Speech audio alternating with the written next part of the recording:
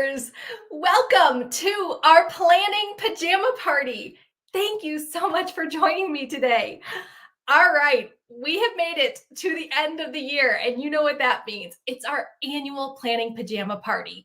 This is where we all get together and we go through my Edit My Life planner, and we think about the goals and dreams and big things that we want to achieve for the next year. So we're going to get to that in just a moment. But if you are joining me for this planning pajama party, I want you to leave a comment below. Even if you're watching the replay, go ahead and leave a comment. Let me know where you're watching from. So what's your location? Tell me what pajamas you're wearing. I am wearing Disneyland Mickey Mouse pajamas. Oh yeah. And let me know what you're drinking too. For me, because I talk for a living, I am always drinking my lemon tea. You will see this in many of my videos. I am drinking my lemon tea. Got to preserve the voice, you know. So location, what do your pajamas look like? And what are you drinking? All right. For those of you who are brand new here, allow me to introduce myself. I'm Sage Grayson, and I'm a former book editor turned life coach. I help ambitious women edit their habits, routines, and mindsets to balance their happiness at work and home. I'm a life editor, and so are you. And I am so happy to have so many new life editors joining us. All right, before we get into our planning pajama party, we got some housekeeping stuff to go through. All right, this is your chance to ask me any questions that you have about planning, motivation, life editing. How do you choose your goals? What type of business goals should you choose? Anything that you want to ask me that I can help you with, go ahead and type it in the comments. Even if you're watching this replay, even if you're watching this replay months later, I don't care. Leave me a comment, ask your questions, because I see the comments as they come in and I will respond to you. So go ahead and leave your comment. If you have something personal, private that you want to talk about, or a question for me and you don't want it in the chat for everyone to see, go ahead and email me at sage@sagegrayson.com. All right, so ask your questions, share your ideas. I'm going to be prompting you during this workshop to tell me, like, well, what did you think about this? Or what are your goals? Or how are you going to do X, Y, and Z? And that's your chance to leave comments and explain how you're going to be doing whatever it is. Also, we're going to be going through basically the Edit My Life planner system during this workshop. Not the whole thing. I don't have time to go through the whole thing. But if you want to follow along with us, there is a link in the comments. Let me pop up the banner here. Here we go. All right. Here is the link. It's also in the description. So you'll see it on Facebook. You'll see it on YouTube. Here's the link where you can get your copy of the Edit My Life planner. And here it is. It is a 5-day mini video course and planner bundle. So you get a weekly planner. This is the weekly one. And you get the daily one. They are printable, so you can print them any size that you want. I just printed them full size. Plus, there are 5 daily video lessons teaching you all about goal planning, project management, your task breakdown, what a parking lot is, all that good stuff. And it's a really great program. So click the link in the description and get your copy of the Edit My Life planner. We're going to be going through it during this workshop. Also, you'll want the planner because we're going to be going through the 8 clarity worksheets that come with the planner. So they're included with the planner, but they're not specifically the planner when you're using the planner. This is all like pre-work stuff. We're going to go over a lot of this today. All right. So if you don't have a copy of the Edit My Life planner, you've got time. You can pause this workshop. You can come back to it another day and get your copy. There's a link. Or if you have like a specific planner that you want to use, totally fine. If you have a planner that you just love to death and you want to keep using your planner, go for it. But you might want a notebook. You're definitely going to want a calendar of some kind during this workshop. So if you have like a Google Calendar, make sure you pop that up too. Or if you have like a printed calendar or whatever, you're definitely going to need that. We're going to be using your calendar during this workshop. So get your copy of Edit My Life planner, have a notebook, get your calendar. If you've already got the planner, print out the clarity worksheets. If you don't have them printed out yet, you can just follow along and write in your notebook, or you can pause this workshop and come back to it later. All right. Other housekeeping stuff. Again, this is an open workshop. So if you've got a question, you got comments, you want to share your goals, you want to say, hey, Sage, how's it going? Leave a comment below, even on the replay. I'm definitely encouraging you to be an active participant in this planning pajama party. All right, before we dive into it, one more thing. Again, like I said at the top of this workshop, I want to make sure that you leave a comment, say hi, tell me your location, where are you watching from? Tell me what pajamas are you wearing? I got my Mickey Mouse pajamas on. Tell me what your pajamas look like and tell me what you're drinking. I am drinking my lemon tea because I gotta preserve my voice, you know. Who do we have? Hey, Jay. Hi from Sydney. So glad you're here. Wow, what time is it there? It is 3 o'clock here in Los Angeles. Thank you so much for being here. Woohoo. Thanks for joining us. All right, let me pop that banner down so we can get into the workshop. Again, if you're here, come say hi and leave a comment, even if you're watching the replay. All right, we ready? I think we're ready. I think we're ready to dive into our planning pajama party. Okay, let's do this. Deep breath, life editors. Here we go. Let's talk about why we are here today, tonight, whenever you might be watching. Why are we here? Why are we planning? Hey, Jessica. Hi from Alberta, Canada. Great to have you here. Thank you so much. Woohoo. So why are we here? Why are we planning for a new year? Does the new year really matter? I mean, I could make a plan in April, or I could make a plan in September. I could make a plan in the middle of the week on a Wednesday. What is it about the new year? Why do so many people like to plan in the new year? Why are we doing this? Why do I do my annual planning pajama party every New Year's, right before New Year's? How many years have I been doing this? I don't know. I've been doing this like 6 or 7 years. I don't know how many years I've been doing this, but we've been doing it a lot. We do this like all the time. So why are we doing this? Well, here's the reason.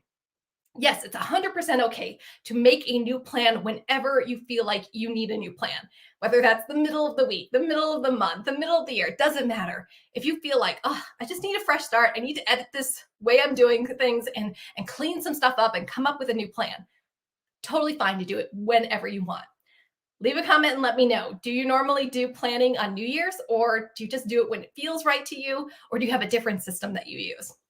Okay, but New Year's is special. And I think we kind of realize that New Year's special, even though some of us pessimists don't want to admit that New Year's is special. It is special. It's this fresh start mentality. The fresh start mentality. That's what we're taking advantage of by planning for the new year. So whenever there's a fresh start, whenever you are crossing a precipice, whenever you are about to go into something brand new, or the clock is turning over, or whatever it is, there's this hidden underlying energy to it. So this could be a new year. This could be Mondays, like Monday morning. How many of us have started a new diet on Monday morning? It could be starting a new job. It could be being newly single. It could be moving someplace, a totally different location. These are all the fresh start mentalities, these new experiences, these new precipices that we're standing over, like you're looking over the new year that's coming. So Jay says between Christmas and New Year's. Yeah. I think a lot of us like to do our planning between Christmas and New Year's. It just feels like a good pause, like the holidays are done and we're about to start the new year. So this is like that in-between limbo period. For those of you who have done my Edit My Life Planner program, you guys know this is the 13th week. We are in the 13th week right now, which is the week that I teach my clients to make their new 12-week plans. So yeah, there's this New Year's energy. We're about to start something brand new. We're about to go into a new month. I always feel excited on Monday mornings because it's like a fresh week. I know most people don't feel that way about Mondays. I love Mondays. Mondays are my favorite day of the week. It's just like, it's like a blank sheet of paper. I love Mondays. I was born on a Monday. I think it's like ingrained into my DNA. All right. So we're taking advantage of the fresh start. That's number one. That's why we are doing New Year's planning. It also gives us something fun to look forward to after whatever type of mess maybe we were dealing with in 2021. Let's get real here. We're all kind of struggling right now. We're all dealing with the pandemic. You might be dealing with job loss, or maybe you're underpaid right now, or maybe there's family drama going on, or there's all sorts of nonsense in the news. There's a lot of stuff going on right now. kind of is always like this, but it feels really heightened right now. I guess the past 2 years, I feel like all of the negativity, all of the mess, all of the confusion, all of the frustration has been like turned up to 11. Am I right? So yeah, it's tough. It's tough. We're all kind of struggling in our own ways. But if we could give ourselves something beautiful to look forward to for 2022, it's kind of saying, okay, I acknowledge that there's a struggle going on, but I am proactively saying, I'm going to be hopeful. I am going to choose hope. I am going to move forward and find something beautiful, wonderful, exciting to anticipate, something to pull me forward. So, New Year's planning is kind of like giving yourself that light at the end of the tunnel. Yeah. I swear, I promise there's a light at the end of the tunnel. I promise. We're going to make it today during this planning pajama party. We're going to find something beautiful, wonderful, and hopeful for you to look forward to in 2022, even though you might have had a really, really bad year. Hey, Joelle. Hi from Belgium. It's been night. You have to find your pajamas. Get your pajamas on and come join us. And then tell us what kind of pajamas you're wearing. I got my Mickey Mouse ones on. Yes. Thank you so much for joining us. All right. So we want something beautiful to look forward to, something to propel us forward. We're not just like sludging through the muck, like same old, same old. No, we want something beautiful and wonderful to look forward to in 2022. And the final third reason why we're doing New Year's planning is because it gives us a purpose. It gives us a focus instead of just winging it. You guys saw my email from yesterday where I was talking about how my clients just love to wing it all the time. And that's the first thing I try to do is like wrangle them up and be like, we're not winging it anymore. We're going to have purpose and focus and intention in the new year. Who else do we have? Erin, hi, hello, welcome. For those of you who are joining us, who are just popping in, say hello in the comments and tell us where your location is, like where are you watching from? Tell us what jammies are you wearing? I got my Mickey Mouse ones on. And tell us what you're drinking. I'm drinking my lemon tea to preserve my voice. So yeah, come say hi to us in the comments. Patty says, Patty from Pittsburgh at work, so no PJ. Well, I don't know. If you really wanted to, maybe you could put on your PJs. No, we don't do that. Not like a corporate office. I worked in corporate for many, many a year, and I could not wear pajamas. But Patty, we're so glad you're here. How many of you who work from home, do you work in your pajamas or not? I will say this is odd for me, and you guys know this because I will leave a link to this. I'll update the description and leave a link to this. One of my most popular blog posts ever is why I don't work in my pajamas because it's too casual. It's too it doesn't push me forward. It doesn't help me focus. It makes me want to go on the couch and watch TV. But for this planning pajama party with all of us together here in our jammies, it does work because we're doing something fun together. It's more like an activity, a team building activity. So Irit says, I just waved at my TV, sunny Florida, English tea. Woohoo! I used to live in Florida. I loved it. Hey, Pam. No jammies yet. Drinking London tea, fog latte. Sounds good. Thank you. All right. Patty, went home doing grad school stuff. I'm always in my PJs. I only dress when leaving the house. Yeah, that sounds like most of us. Because really, if you're not like forward facing in your business, or you're not having like video calls all the time. I have video calls almost every day. So I definitely feel that the pressure to look nice. But I will say that I'm just going to put that out there that I will link to the article when I update the comments. But dressing up, even if it's just for you, even if no one's going to see you, it gives you a certain energy. It helps you feel a little bit better about yourself. That doesn't need to be a full face of makeup or do your hair or whatever, but just a step up from PJs. Nice lounge clothes, maybe? Yeah. All right. So let's recap that. Why are we making a plan for the New Year's? Why are we doing this planning pajama party? Number one, we're going to take advantage of the fresh start mentality. And you can do this all year round. A Monday is a fresh start. A new job is a fresh start. A new location is a fresh start. Newly single is a fresh start. A new year is a fresh start. A new quarter is a fresh start. So if you feel that new energy, take advantage of it. It's going to make it so much easier for you to stick to your good habits, stick to your goals if you feel like that hum of anticipation of a new start. So fresh start mentality. Number 2, it gives us something beautiful to look forward to in the new year. That light at the end of the tunnel, it's pulling us forward. We want to feel that. And number 3, it gives us purpose and focus. So we're not just winging it. We are not winging it anymore. No more life editors. We're not going to wing it. We're going to have a plan and we're going to follow that plan. It's not going to be a hustling, do this plan. It's not going to be a beat yourself down with your plan type of plan. It's going to be a fun plan. It's going to be a doable plan. You're going to inch forward every single day, making tiny little edits to get closer to your goals. And I'm going to show you how to do that during today's workshop. Okay. So I also want to know, before we move on to the next section, why do you want to make a new plan? Why are you here? Like, are you tired of 2021? Was it bad for you? Are you looking forward to something really special in the new year? Do you have a big goal, but you're not sure how to break it down? Leave a comment and let me know. Why are you here? Why are you joining this planning pajama party? Why are you making a New Year's plan with us? Why is it important to you? All right. Moving on. Okay. For those of you who are joining us, I just saw a whole bunch of you come on in. Let me pop this back up now.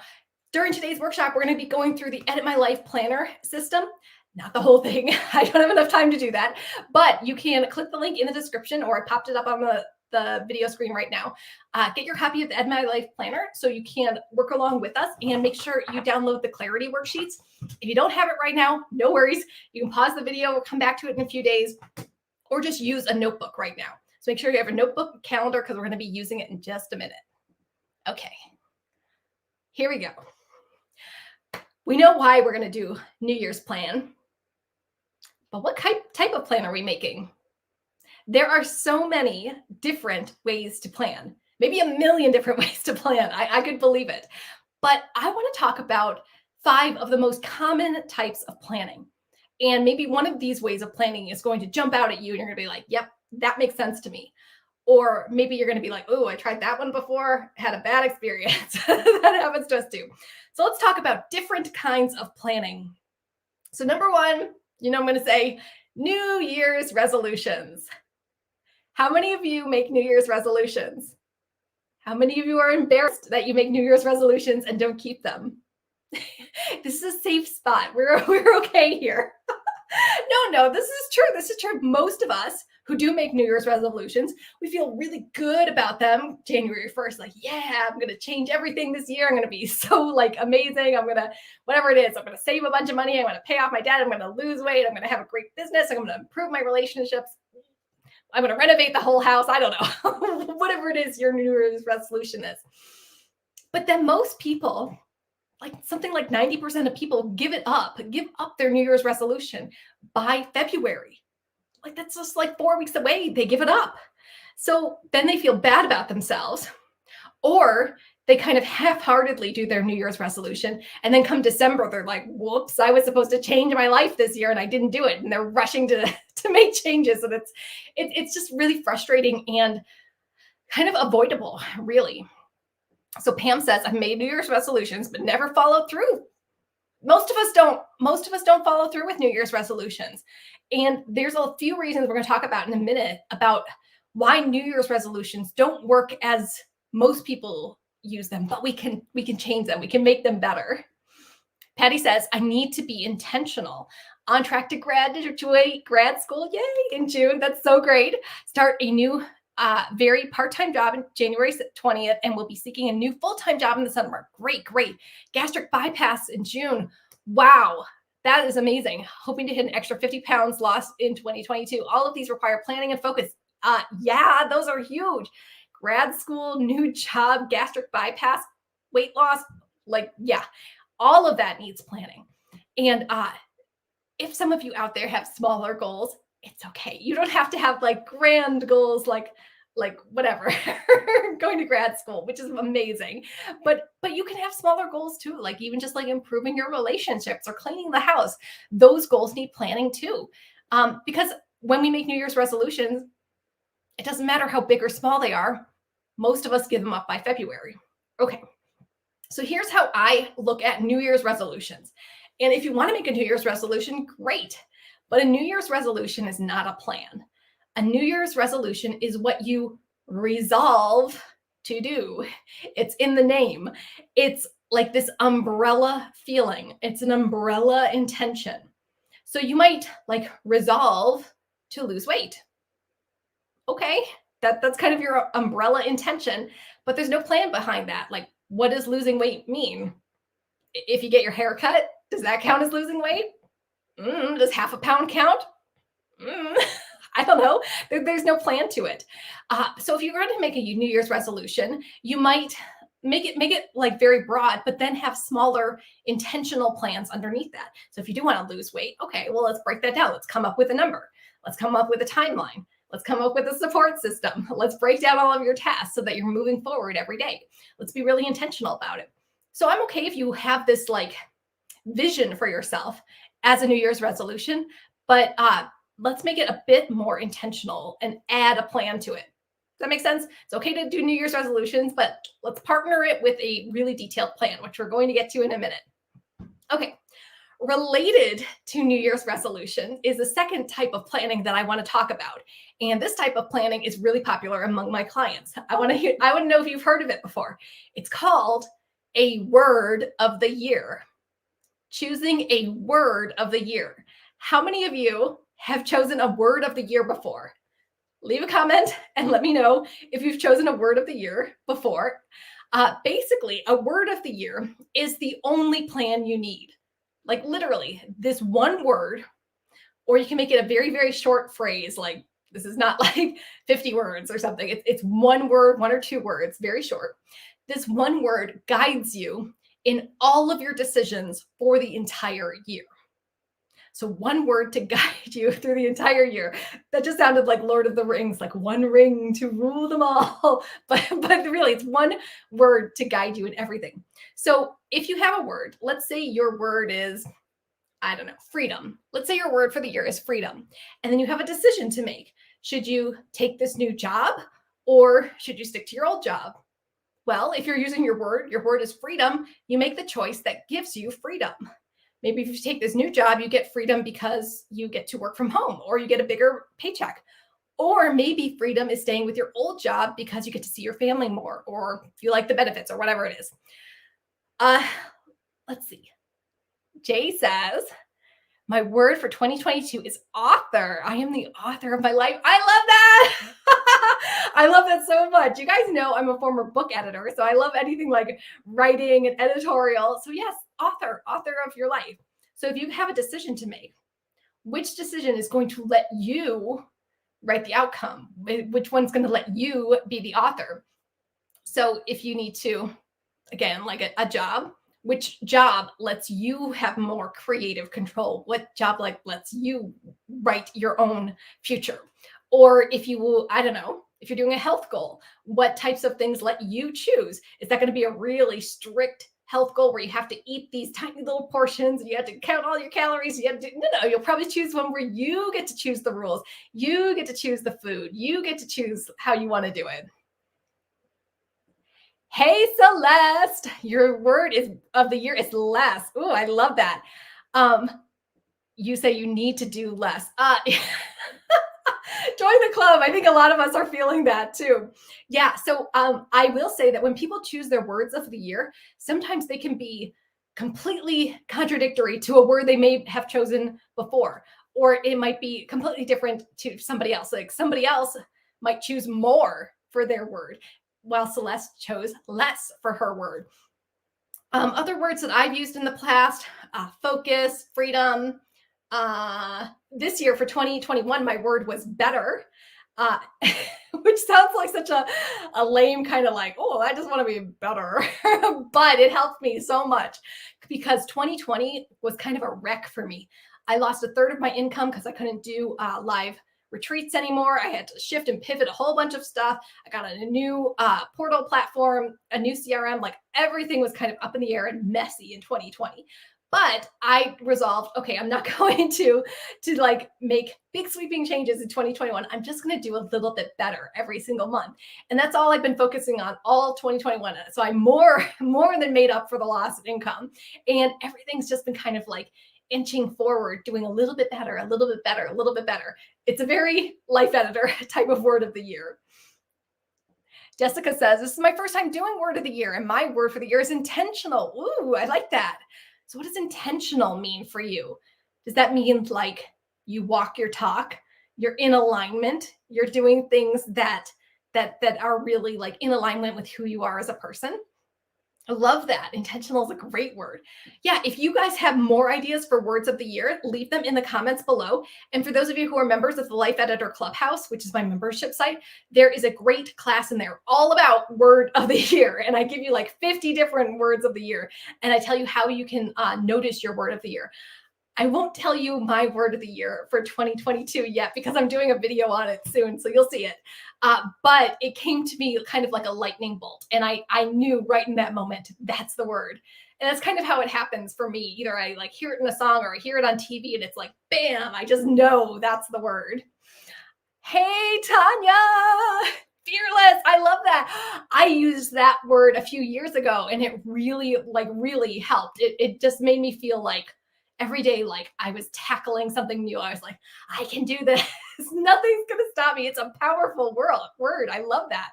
So yeah, you might choose a word that makes you feel ferocious and strong. You might choose a word that makes you feel centered and balanced. Patty says, intention. Yep. I think that's a good one. I think intentional alignment. A few years ago, I chose congruent as my word. But yeah, something that doesn't feel like it's pressuring you, like you got to do this. But it's more like, I know who I am. I'm going to stay centered in what's important to me. And I'm going to work through my life with intention. I love that. One last thing about word of the year. Some of you might have a word for your life. And I have a word for my life too. It's actually kind. So the word for my life is kind. So when I am going through my life, I always ask, am I being kind? Is this decision kind? And it affects everything that I do when I'm dealing with an upset customer or something like that. Or when I am dealing with like somebody out in the world, or my lights just fell down. Anyway, or it affects everything, like the things that I buy, the food that I eat. I'm a vegan and I'm a Buddhist too. So it kind of like incorporates every little bit of me. Like if I'm going to buy a car, is this the kind choice? If I'm going to buy these clothes, is that the kind choice? If I'm going to, I don't know, reach out and help somebody or donate to a charity, is this the kind choice? So that's kind of like my life word.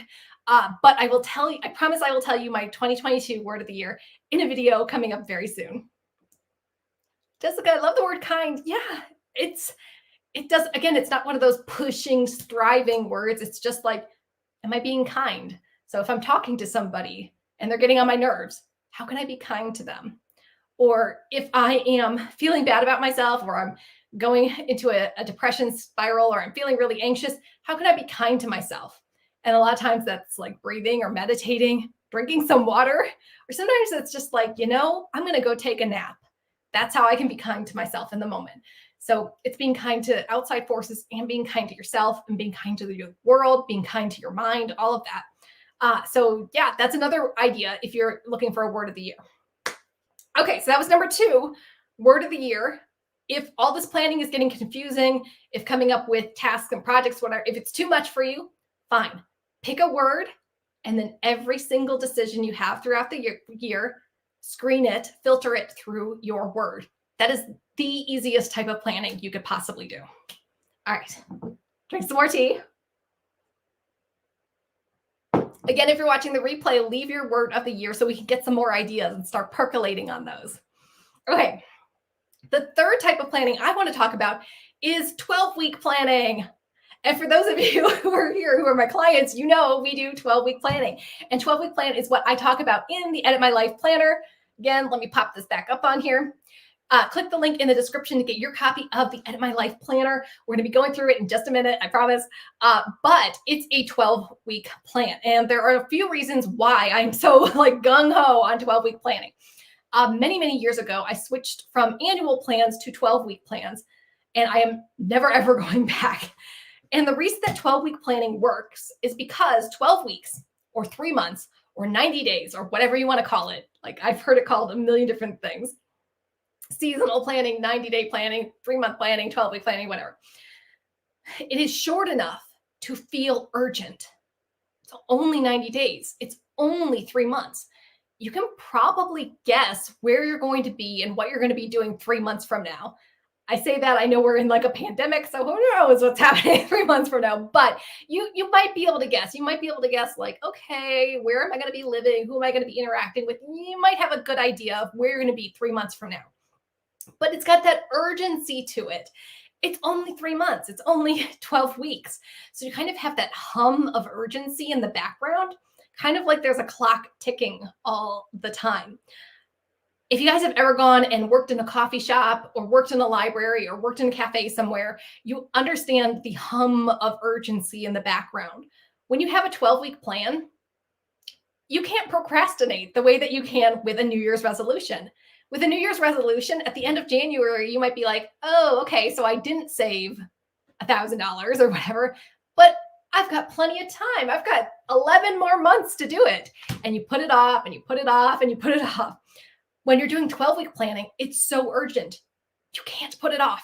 Every week counts. You must be moving forward on your goal every single week. And the second reason why 12-week planning works is because it's long enough to see results. Short enough to feel urgent, clock is ticking, but long enough to see results. So if you're doing a 12-week plan, at the end of 12 weeks, 90 days, 3 months, whatever, you're going to absolutely see weight loss. You are absolutely going to see your business sales go up. You're going to see your subscriber list go up. You're going to see your savings go up. You're going to see progress on whatever it is. You're going to like clean out parts of your house. You're going to see that space and openness. So if you give yourself 3 months, it's going to feel short enough to feel urgent. So you're moving forward every single day, because you don't have the time to dilly-dally, but it's long enough to see results. Many, many years ago, like 10 years ago, when I started my life coaching business, I used to do 1-month packages for coaching. And I thought, oh, that's great. I'll just do a month. And they were really, really popular. People would do a month with me. And right at the end of the month, they would just start to see some changes, but then they would stop working with me. And then like 3 months, 4 months later, they would come back to me and be like, yeah, I lost all of my gains. I slid right back into my bad habits. I was like, no. So I stopped doing 1-month coaching packages. And now the shortest amount of time that you can work with me is 3 months, is 12 weeks. It's called the 12-week edit package. And that's because I know if I work with someone for 3 months, they are going to see those sustained results. You're not going to backslide after 90 days of sustained effort. It is like totally transformative. When I start working with a new client, I get her to stop doing annual plans. We're no longer doing New Year's resolutions. We're no longer looking at the full 12 months of the year. We're going to just focus on the next 12 weeks. And then when we get to the next 12 weeks, we'll deal with that when we get there. And then the next one and the next one. You can have kind of vague ideas for the other seasons, for the other 3-month groups. But this gives you the time and space and energy just to really focus on the current 12 weeks. You're not thinking about what's happening next December. You're not thinking about what's happening 5 years from now. Like, who could have predicted the pandemic? I'm not thinking a year ahead. I certainly am not. I haven't been looking a year ahead for many a year. So 12-week planning works so well because it's urgent, but you still get lasting results. It is transformative. So I'm hoping to convince all of you, with the help of my Edit My Life Planner, to get on 12-week plans. Again, click the link in the description to get your copy. Okay, we got 2 more to go. The fourth kind of planning is pyramid planning. And maybe you've called it something else. Maybe like it's a task breakdown or something like that. But basically, you get the idea of a pyramid. And if you've already done the Edit My Life Planner videos, then you know what pyramid planning is. So you can watch those videos for even more details. But basically, with pyramid planning, which is also what I do with my clients, is we start with some very specific measurable goals. But we only have maybe 1 to 3 goals at the top of the pyramid. Below those goals are projects that are that actually make up the goals. So you might have one goal and have like 3 projects that all lead to that same goal. And then underneath those projects are your tasks, the base of your pyramid, which keeps you stable. It's your foundation. You guys know what I'm talking about. So your projects are made up with many, many, many tasks. All of those little tasks are the things you do day to day. So you might have a great big goal of writing a novel. As a former book editor, many of my clients are writers. So this is a common goal with many of my clients. So maybe you have a goal of writing and self-publishing your novel in the next 12 weeks. So that's your goal right at the top. But writing a novel is not one step. There are many projects underneath that. You've got to do your outline. You've got to do the character descriptions, the character development. You've got to research and figure out how you're going to self-publish. You got to figure out who's going to design the cover for you. You've got to like figure out, is this part of a series? Like there's all these projects. And within those projects, there are multiple steps. So for figuring out how to self-publish, there's lots of little tasks underneath that. Like you have to research on Amazon. You have to link up your PayPal. You have to figure out a price. You have to get your subscriber list on board and get them excited about the new book. Like there's so many different things to do. So with pyramid planning, you choose your goals first, then you choose the projects underneath those goals that directly lead to your goal. And then you break down those projects into manageable, doable daily tasks. And that means that as you're doing your tasks every day, those 5-minute tasks, those 10-minute tasks, whatever it is, it directly links to a project that directly links to a goal. Is this making sense? Pyramid planning is intentional planning. So instead of waking up in the morning, sitting at your desk and being like, okay, what am I doing today?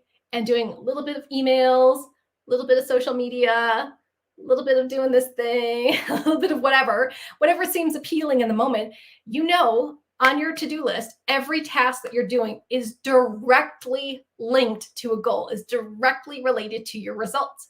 So anything that's not related to your goal, it's going to be the last thing you do, or you don't do it at all.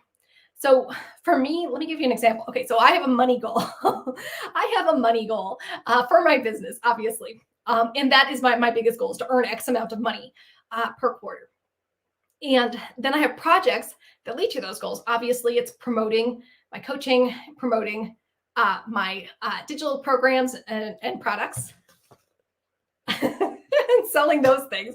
Those are all related to my goal. Those are projects that I'm working on, and doing content that promotes those things too. Things that are not directly related to my goal are answering emails, those kind of the last minute things I do. Goofing off on social media. I am intentional on social media when I have something to sell, or I have something that's directly related to a goal, or I don't know, doing like little admin things like, oh, you know, I want to tweak this one thing on my website, or I want to get new headshots, or I want to choose a different color pink. Like, does choosing a different color pink help me earn money? No, it's not directly related to my goal. So because I'm so busy, and I know you're so busy too, when you start doing pyramid planning, you're going to focus only on the things that directly lead to your goals, and all those other things, or small rocks, for those of you who follow Stephen Covey, those things go to the side, or you get to them when you get to them. But if you've only got an hour per day to work on your goals, you're going to focus on the things that give you the biggest bang for your buck, that are directly related to your goals. Okay, so that's pyramid planning. Again, get the Edit My Life Planner and watch the videos. I think it's like video 3 or whatever, where I go into more detail about pyramid planning. Okay, moving on. The fifth and final way to plan. Now, obviously, there are like a million different other ways to plan, but the fifth way I want to talk about is my life editing process. Yes. And for those of you who have been following me for a long time, you guys know that my life editing process takes my former experience as a book editor and combines it with my current job as a life coach. Hence the life editor.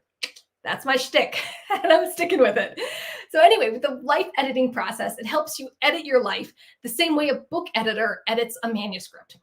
So when I first started coaching, and before I had even like come up with my framework, I noticed that I was using all of my old training as a book editor to help my coaching clients. I don't know if that's insulting to compare my coaching clients to books, but that's kind of how it was. I was seeing them as books and I was like, how can we edit this? How can we move things around and make it a pretty picture or make it a beautiful story? So we're going to get into the life editing process in just a few minutes. But basically, it's a 5-step process and it's a cyclical process. So you go through it over and over and over again. You can go through it for your whole life in general, or you can go through it for like one specific area. Like I'm just going to do my health. I'm going to edit my health just for the next 12 weeks, or I'm just going to edit my business for the next 12 weeks.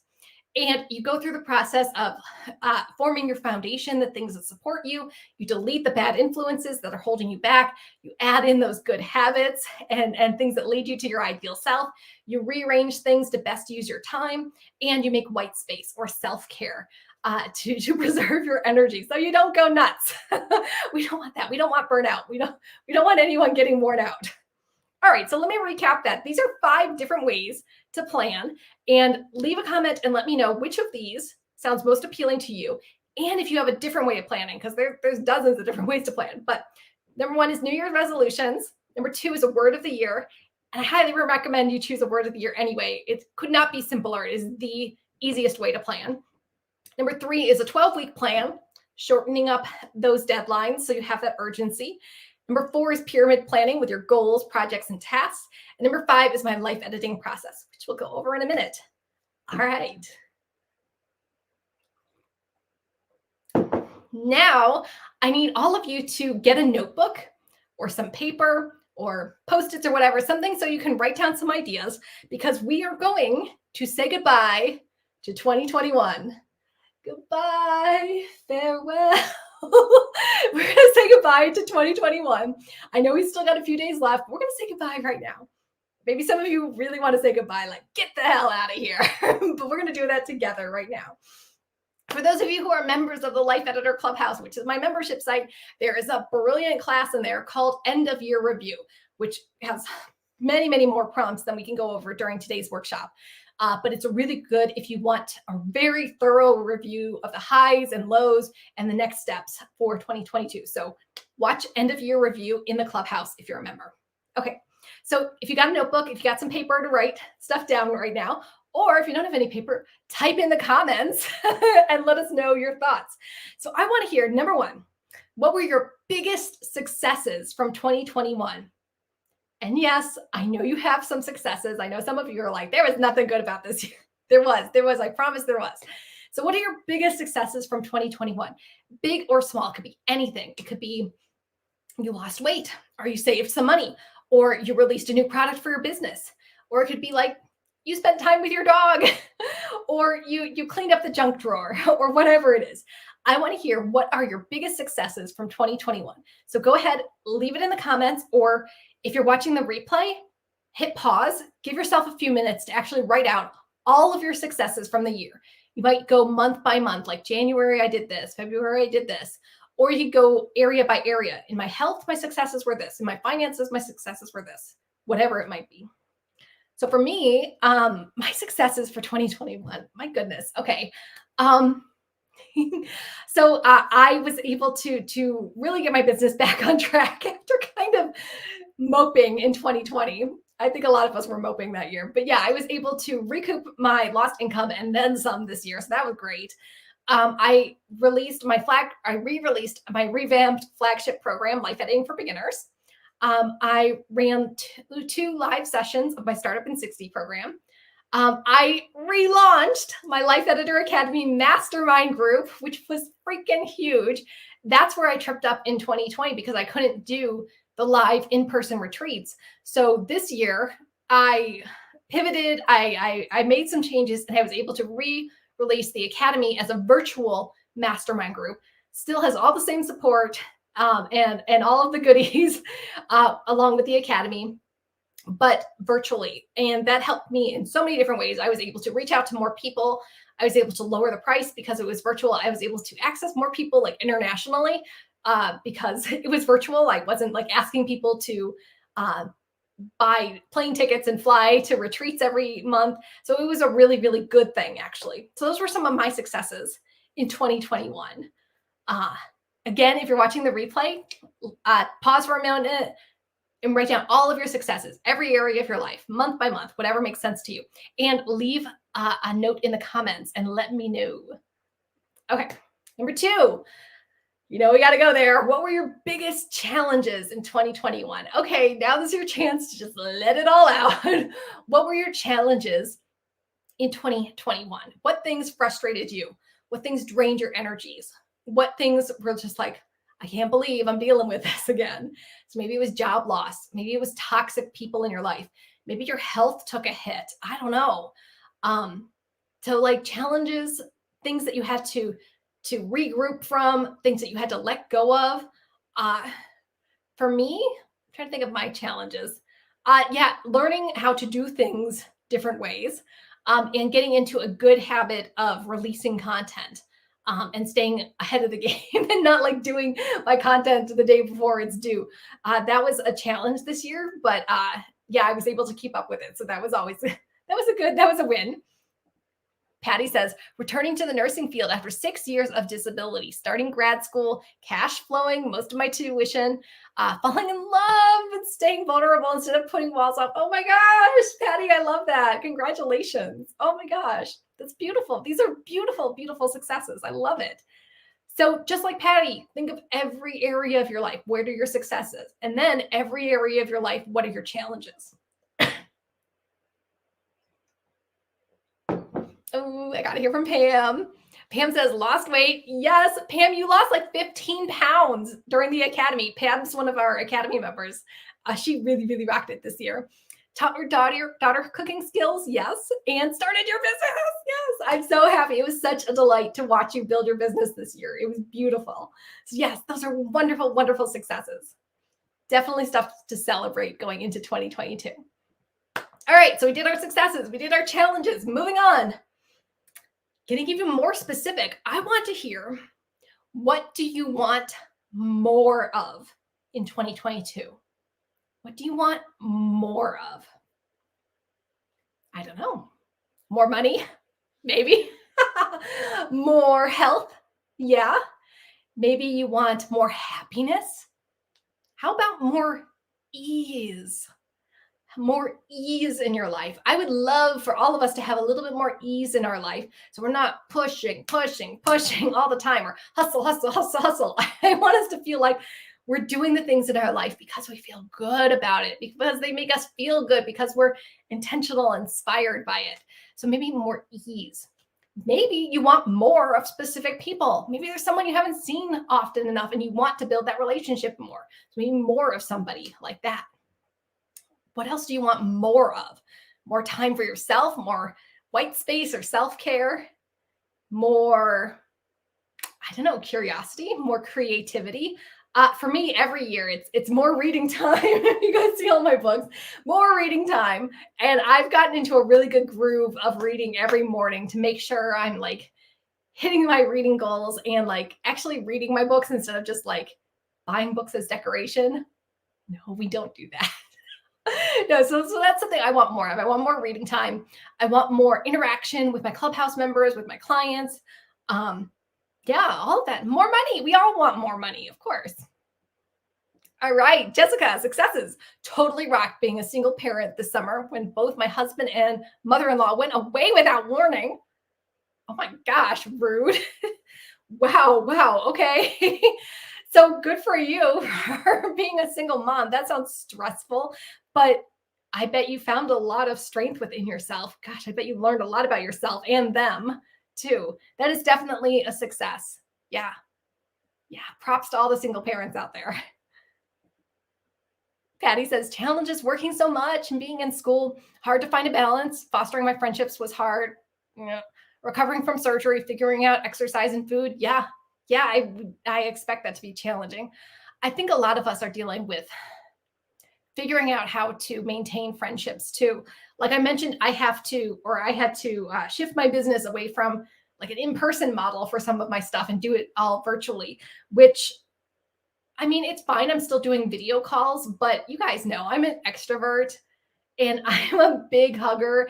And there's something so beautiful about my in-person retreats where I got to hug all my clients. We could sit on the couch and eat pizza and watch movies and do our vision boards together and just like be in the moment that is a little bit difficult to replicate virtually. I know you guys feel that too. So I'm hoping when it's safe to get back into those in-person retreats. I don't know when that's going to happen, but that's definitely something I want more of. I want to be around people. I know some of you are like, nope, I'm good. I don't want to be around people anymore, but that's something that's important to me. Okay. And then on the flip side, you know where we're going with this. What do you want less of? So what do you want less of? Again, pause the video, pause the replay if you need more time to write this down. What do you want less of? Toxic people, maybe, stress, hustle culture, maybe less of a job. I don't know. I know plenty of my clients have found out that they are just not happy in their jobs right now. So they're looking for a way out of that or to shift that or improve the situation somehow. Less struggle, less anxiety, less depression. Yeah. What do you want less of? All right.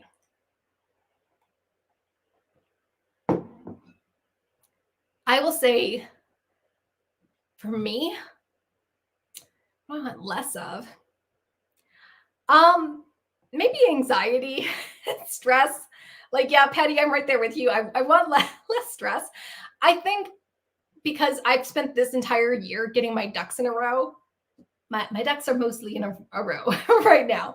I feel like next year is going to be really full of ease and just like breathing space, if that makes sense. I'm not going to have to like spend so much time setting up systems because I spent all of 2021 setting up systems. So actually next year I feel like is going to be just about like getting the well-oiled machine running even better and doing some of the bigger, more creative stuff. Because you guys know when you're doing a lot of like kind of the foundational stuff for your business, Pam knows this, when you're doing some of the foundational stuff where you're setting up your website and you're setting up your freebie and you're working on your email list and you're setting up your shop and you're doing all this stuff.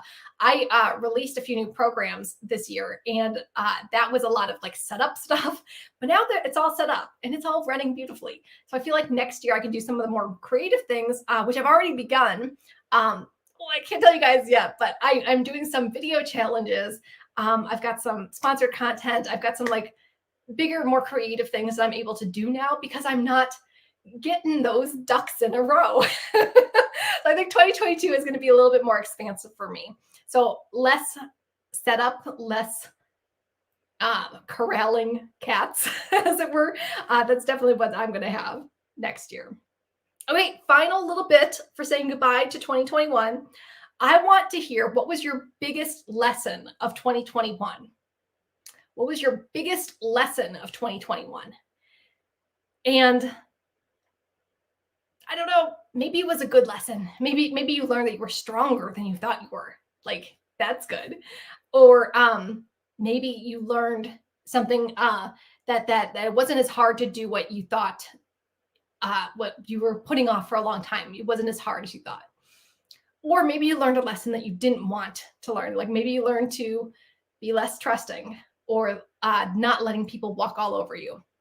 Patty, tough cookie. Cookies. No. I think a lot of us learned, especially the past 2 years of this pandemic, I think a lot of us have found strength and learned to be a little tougher. We've had all sorts of things thrown at us and we've had to adapt. I've certainly had to adapt and change my business model and roll with the punches. And I think we kind of all have to do that. So last little bit, what's the lesson? What lesson did you learn in 2021? For me, kind of goes along with my word of the year because my word of the year was better. I learned that I don't have to push to make really big change. So every single month I was focusing on just a little bit better, a little bit better, a little bit better. And that's how I recouped my lost income and then some. That's how I released the Academy this year twice. And that's how I did the 2 live sessions of Startup in 60. That's how I re-released Life Editing for Beginners. And that's how I got into a better content creation schedule, just by focusing on just a little bit better, a little bit better, a little bit better. And that's really the heart of life editing. We're not doing sweeping changes. This is not a total makeover. We're not throwing your old life in the trash. We are just editing, and making tiny little tweaks to become the best versions of ourselves. Okay, we're going to wrap this section up. So saying goodbye to 2021. Again, if you are watching this, pause the video, write out your answers. So your biggest successes, your biggest challenges, what do you want more of, what do you want less of, and the biggest lesson you learned. Jessica says, lesson, what you get from life is equal to what you put into life. Oh, that's so good. Yeah. So you get what you give. Yeah. What you get from life is equal to what you put into life. I believe it. I definitely believe it. That's a good lesson to learn. So if you want more from life, you kind of have to step up too. Yeah. Love it. Okay. Now we are going to move on to some of the stuff and some of the worksheets from the Edit My Life Planner. Again, if you're joining us, make sure you grab your copy of the Edit My Life Planner. I'll leave the link. The link should already be in the description, so you get your copy. Again, you can pause the replay and get your copy of the planner, print out this stuff later. If you don't have it printed out, totally fine. We will, you can write it down in your notebook or you type it up in a notes app or whatever. But if you do get a chance, go print out the planner and the clarity worksheet. So we're going to start with the clarity worksheets. So the first clarity worksheet we're going to go is the LEAP worksheet, the life editing action plan. You guys see this? Okay. So this is the first clarity worksheet in the Edit My Life Planner program. Again, I can't go over everything in the program during this workshop. You're going to have to click the link and get the planner, and then there's a 5 video series that goes along with it. But this is one of the clarity worksheets, and I want you to come up with 3 things for each step of the life editing process. This is basically brain dumping. We are coming up with ideas for your goals. These are not your final goals, but these are ideas that you could have for your goals for 2022. We are percolating here. We are using life editing to get ideas of things that we want to change and edit and rearrange. So let's start with this LEAP worksheet. So I want you to list 3 positive things in your foundation. For those of you who are new to life editing, your, hold on, Jessica, we're going to find the clarity worksheets. Okay. When you are logged into the portal, I'm so sorry. When you log into the portal, there is a section at the front. I think it's like the start here section. There's a section that says worksheets. It's got all of the worksheets right there. Or I believe this one is with one of the first videos. It should be like with the first video where I'm talking about the life editing process. It's okay if you don't have the worksheets right now. You can just write in your notebook and then print out the worksheets later. Or come back to this recording, pause it, and go through it with as much time as you want. But first step is to write down 3 positive things in your foundation. So those of you who are new to life editing, your foundation this is the first step of the life editing process, is to create a foundation. And your foundation is anything in your life that keeps you stable, that holds you up, that keeps you upright, and it supports you. Just like a foundation of a house, it supports you, keeps you upright. So things in your foundation could be literally your house, if you have a safe place to live, the people, the family and friends who love you. If you have a job and you're earning money, even if it's not the best job or the best business or whatever it is, if you have a job, that's definitely in your foundation. It's something that's supporting you. If you have good food to eat, if you have a healthy body, if you have money in the bank, anything like that. If you live in a safe neighborhood, if you have access to your hobbies and fun things to do, these are all parts of your foundation. So the first thing I want you to write down is 3 positive things in your foundation. We always start with your foundation with life editing, because as you're making changes, as you're working through your projects, as you're working on your goals, it's going to get hard. I'm sorry, I got to be honest with you. It's going to get hard. You're going to struggle. There's going to be obstacles that pop up. There's going to be unforeseen things. You're going to be really mad at yourself. Like there's going to be like stuff that happens. This is life. Welcome to life. So when things go wrong, when things blow up in your face, when you get tired, when you lose your motivation, because it will definitely happen, you always want to come back to your foundation. So Who's supporting you? Do you have an accountability partner? Do you have a coach? Do you have family and friends who love you? Do you have money in the bank? Do you have a roof over your head? By focusing on your foundation, the things that are going well without you having to push, they're just good things that are supporting you in your life, then that gives you the energy to keep going forward. You can be like, well, okay, I don't have the best job in the world, but my family loves me and is supporting me. Or maybe, no, I'm not at my healthiest weight, but I have a roof over my head and I live in a safe neighborhood or something like that. If you really can't figure out what your foundation is, like the very, very basic level, you have internet to watch this live stream right now. You have eyes to see. You have ears to hear. You are breathing. You woke up alive this morning. Thousands of people did not, but you did. So that is the very basis of your foundation. Anything that's supporting you and keeping you stable and working for you right now, even if it's not perfect. So when things go wrong, you're going to come back to your foundation and kind of revel in the support that you get from your foundation. That's the only thing that's going to keep you going when things get tough. That's why we start with your foundation. So Patty says foundation positives, overall wellness, family and friends, financial security, including housing. Yes, yes, yes. These are all wonderful things that we want to be thankful for. You guys know your foundation is all about gratitude and feeling thankful. And that's what's going to propel you forward to do the hard work. You got to know that you have a strong foundation underneath your feet before you start doing the work. All right. So once you write your at least three positive foundations, things in your foundation, the next I want you to write down at least 3 bad influences that you want to edit next. So what's a bad influence? You guys know this. A bad influence is anything that frustrates you, that drains your energy, that makes you feel bad about yourself, that turns you into the worst version of yourself. Or it's other people's responsibilities, but you're doing it for some reason. Those of you who did life editing for beginners, it's OPP. It's other people's problems.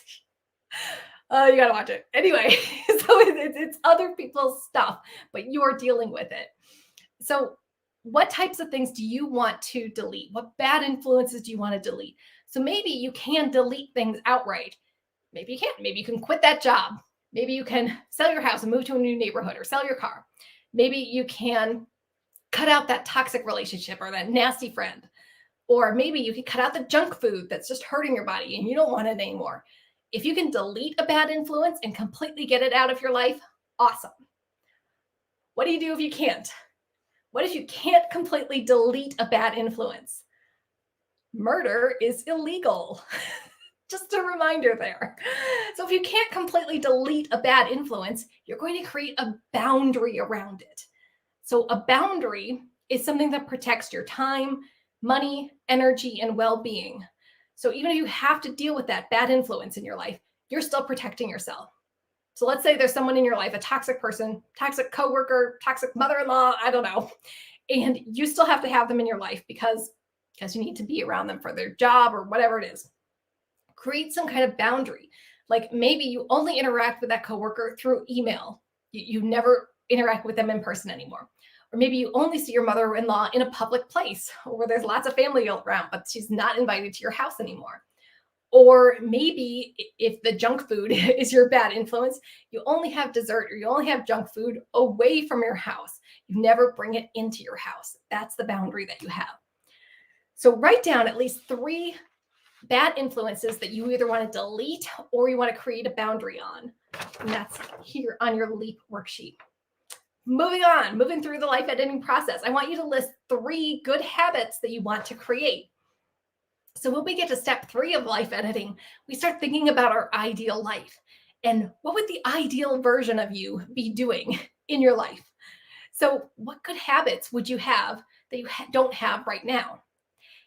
And I'm going to mention this. This is also where the New Year's resolution people mess up, because you might start your New Year's resolution by adding a good habit. Like, I'm going to run a mile every day, or I'm going to search for a new job every morning, or I'm going to, whatever it might be, I'm going to write a blog post every day, whatever. You start with some kind of good habit that you want to create. But because you didn't do the foundational work, you didn't create that support system, you didn't create that foundation, you didn't start feeling gratitude, and you didn't delete the bad influences first, you're not going to be able to stick to those good habits because the bad influences are going to be affecting you. Because when the habit gets tough, you're not going to have any foundational support. And that's why people give up their New Year's resolution, because they didn't do these steps first. There is a reason why we edit our lives in this order. So I like to tell my clients that, like, if you're an artist, I have several clients who are artists, and you have a canvas, you have to clean that canvas first before you can apply the paint. You can't paint on a dirty canvas, and you can't add habits until you delete the bad influences first. So write down 3 positive habits that you want to create. Maybe you want to start meal planning, or maybe you do want to clean a little bit of your house every single day, or maybe you do want to do something for your business or start a business and start working on that every single day. Maybe you do want to put away $50 to savings every week. I don't know. You have some kind of good habit that the ideal version of you would have. So think about those good habits that you want to add. Remember, we're just brainstorming here. We're not saying you must 100% do these things, but I want you to start percolating and getting those ideas flowing. Patty says, my worst bad influence is probably time spent on social media. No, I need to dedicate that time elsewhere. Yes, raise your hand. I think we all kind of lose ourselves down the social media rabbit hole. Totally common. That's okay. We can work from here. We can delete that bad influence. So yeah, you can either delete those apps from your phone so you don't go to them, or you can use some kind of software like Rescue Time on your desktop or on your browser so that you can't access those websites. Or let's put a boundary around it. Maybe you set a timer on your phone and you're like, okay, I'm going to Instagram for 10 minutes or 15 minutes or whatever it is. When the timer goes off, I'm done. I'm done with Instagram, and you move on and you move on. Or maybe you front load your day. So you do your most important tasks that are related to your goals first thing in the morning. And then as a reward or a treat for yourself, you give yourself a half hour of social media time. There's ways that you can either delete the thing outright if it's really a bad influence, or create some kind of boundary so that it doesn't seep into every area of your life. And then Patty says, positive habits, daily time spent on exercise, self-care daily, reading nightly. Yes. Oh, you are one of those brave people who read nightly. I can't read at night. Do you know why? Because I'll get caught up in a book and I'll stay up till 3 a.m. trying to read this book. I can't do it. So I admire the people who read at night, who go to bed with their little light on and read a chapter and close the book nicely and put the book away and then go to sleep and have a nice night. I'm like, I can't do that. I'm like, I gotta keep reading. So yeah, I can't do that at night. I read in the morning, but I set a timer and then I have to stop at the timer or else I won't get any of my work done. Yeah, like the idea of front loading. Yes. Let me know how many of you front load your days. That's where you do your most important tasks first thing in the morning, before you get distracted, before you psych yourself out, before you get distracted by other things. Do those really important tasks first thing in the morning, front load your day, and then you have the rest of the day to do whatever you want, for emergencies to pop up or to do your hobby or whatever. Let me grab this. It's from the book, Eat That Frog. You guys know this book, Eat That Frog by Brian Tracy. I will update the description and put a link to this book in there. But eating that frog means doing your scariest, toughest thing that actually leads to your goal first thing in the morning. I call it front loading your day, but it's also eating your frog. Doing that first thing so then you can relax and have an easy rest of the day. All right. Jessica says, positive habit, daily intention, reflection journal. Oh, I love that. I have a daily reflection journal. It's a daily gratitude journal. So it's 1 line a day, 5-year calendar. So it's got all of the days of the year, but it's got 5 spots. So you use it for 5 years. And then every day you write down one thing that you're grateful for. So it's not like, there's no pressure to like write a novel about like how many things you're grateful for, or here's everything that happened during the day. I woke up, I ate a sandwich, I answered emails. Like, no. You just pick one beautiful thing every day. And so then I can flip through and like read what was beautiful that one day of that year, rather than putting a lot of pressure on myself to like fill out a journal or whatever. I would love to hear how you're doing your daily intention reflection journal. Like, do you have a system for it? Is it related to a gratitude journal? Do you have certain prompts that you follow? Yeah, but that is a great one. All right, almost through it. Step 4, I want you to write down right here 4 ways that you will rearrange your time. This is step 4 of the life editing process. So rearranging your time means moving things around in your schedule to be super intentional with your minutes. So maybe you always work out in the morning because that's just what you do, but maybe it's not the best thing for you. Maybe it would be better for you if you exercise in the afternoon so you wouldn't get into that afternoon slump, that afternoon energy drain. You would exercise then. Or maybe, like we just talked about, you do your most important tasks first thing in the morning rather than waiting to do them when you feel like it.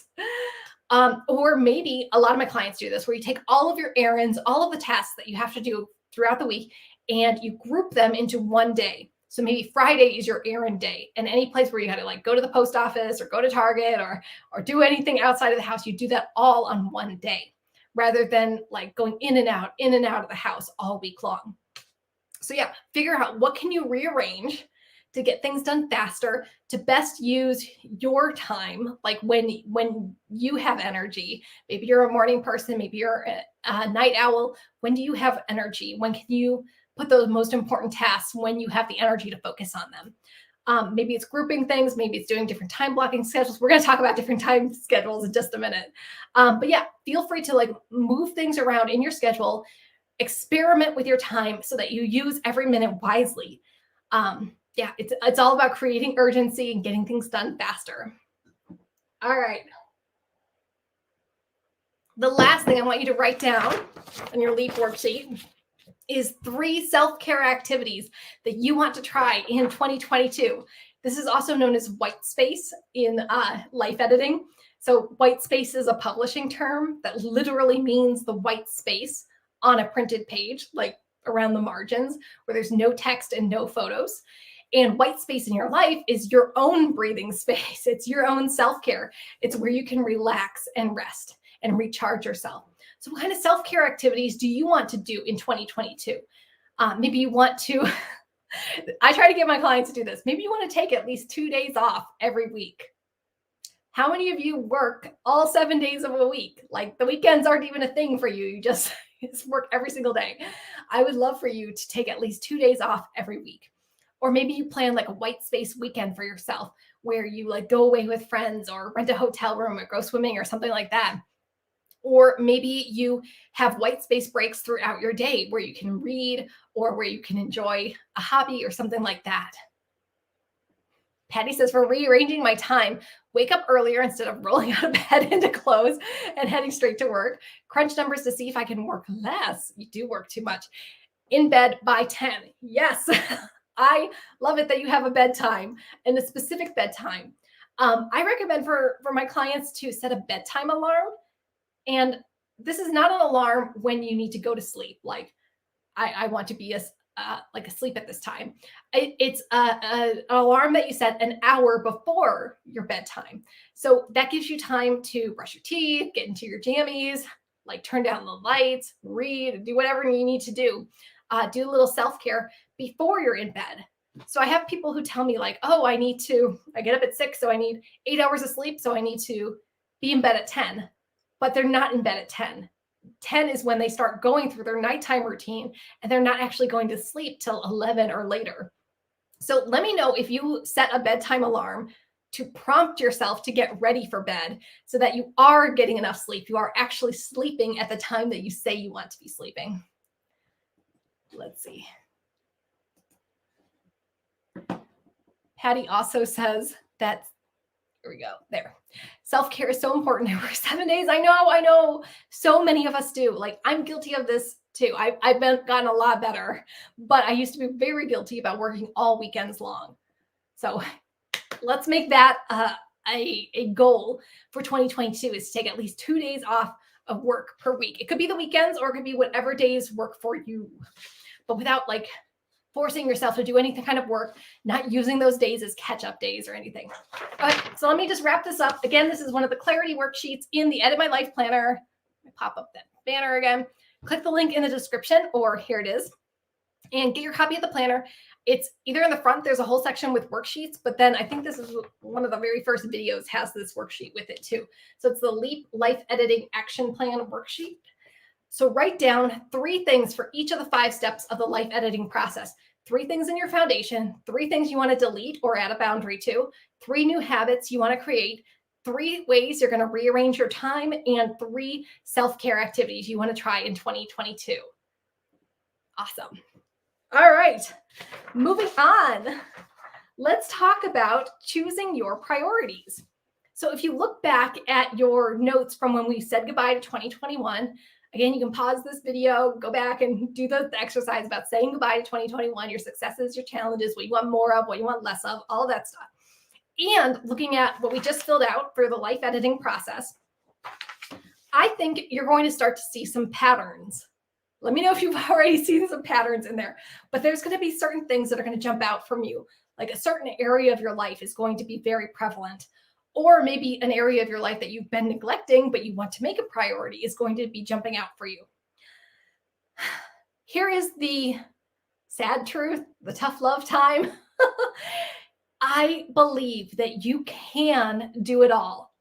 100% believe that you can do it all, but not all at once. Yes, I believe that you can do all of these glorious goals that you have for yourself. You can start a business, you can earn money, you can pay off your debt, you can lose weight, you can strengthen your relationships, you can do whatever it is that you want. But you can't do it all at once. And I know some people like to fight you on that and be like, if you want 10 goals, choose 10 goals. If you want 100 goals, do 100 goals.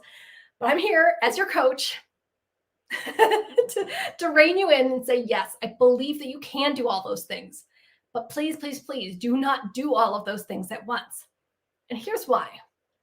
I want you to think of your life as a boutique and not a big box store. What do I mean by that? Well, a big box store like Target or Walmart has everything. They are doing everything at once. They have thousands and thousands of products that you can buy.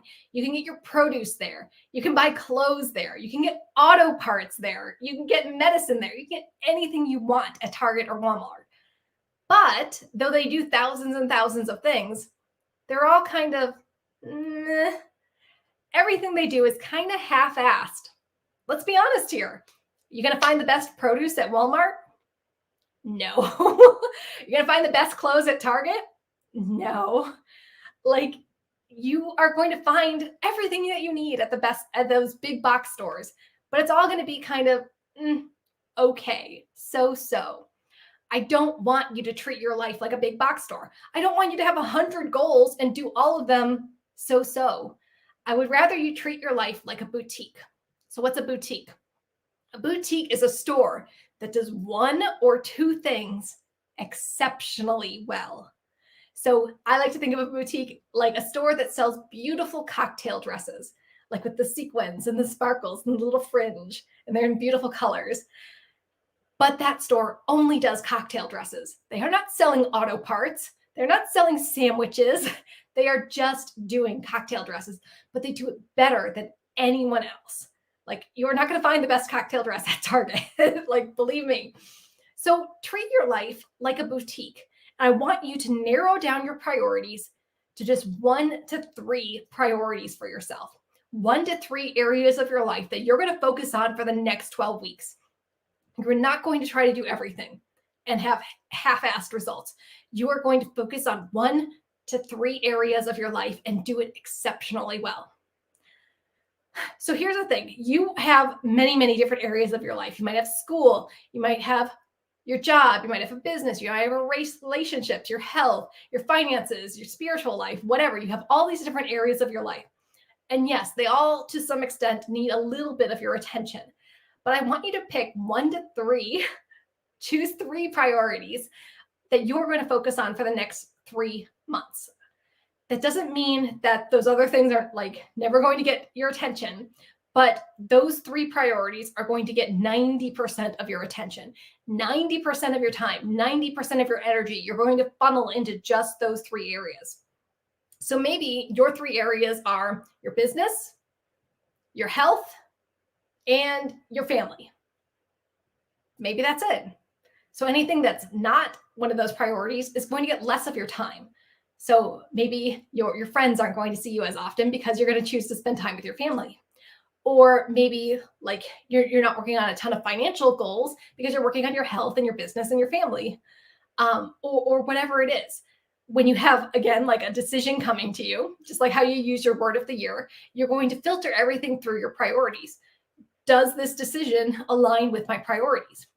Maybe your three priorities are school, like your church, and I don't know, your finances.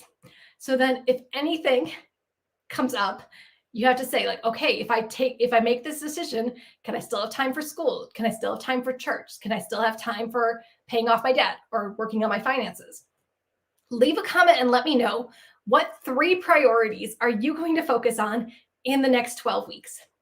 Now, yes, you might need to like give a little time to some of those things that aren't your top priority, but that's like 10% of your time. 90% of your time and energy you are going to funnel into those three priorities. So like, let's say the next 3 months, you're going to focus on your health. And that's the most important thing. Like, then maybe after those 3 months, you're going to then look for another job. That's okay. Or maybe after those 3 months, then you're going to start dating again. But let's focus on the main priority, your health, right now. So leave a comment and let me know 1 to 3 priorities. Most people choose 3, but I'm not going to force you to choose 3 if you have one thing that's like overarching. Where are you going to focus your time and attention in the next 12 weeks? So Patty says family, finances, and health. Yeah.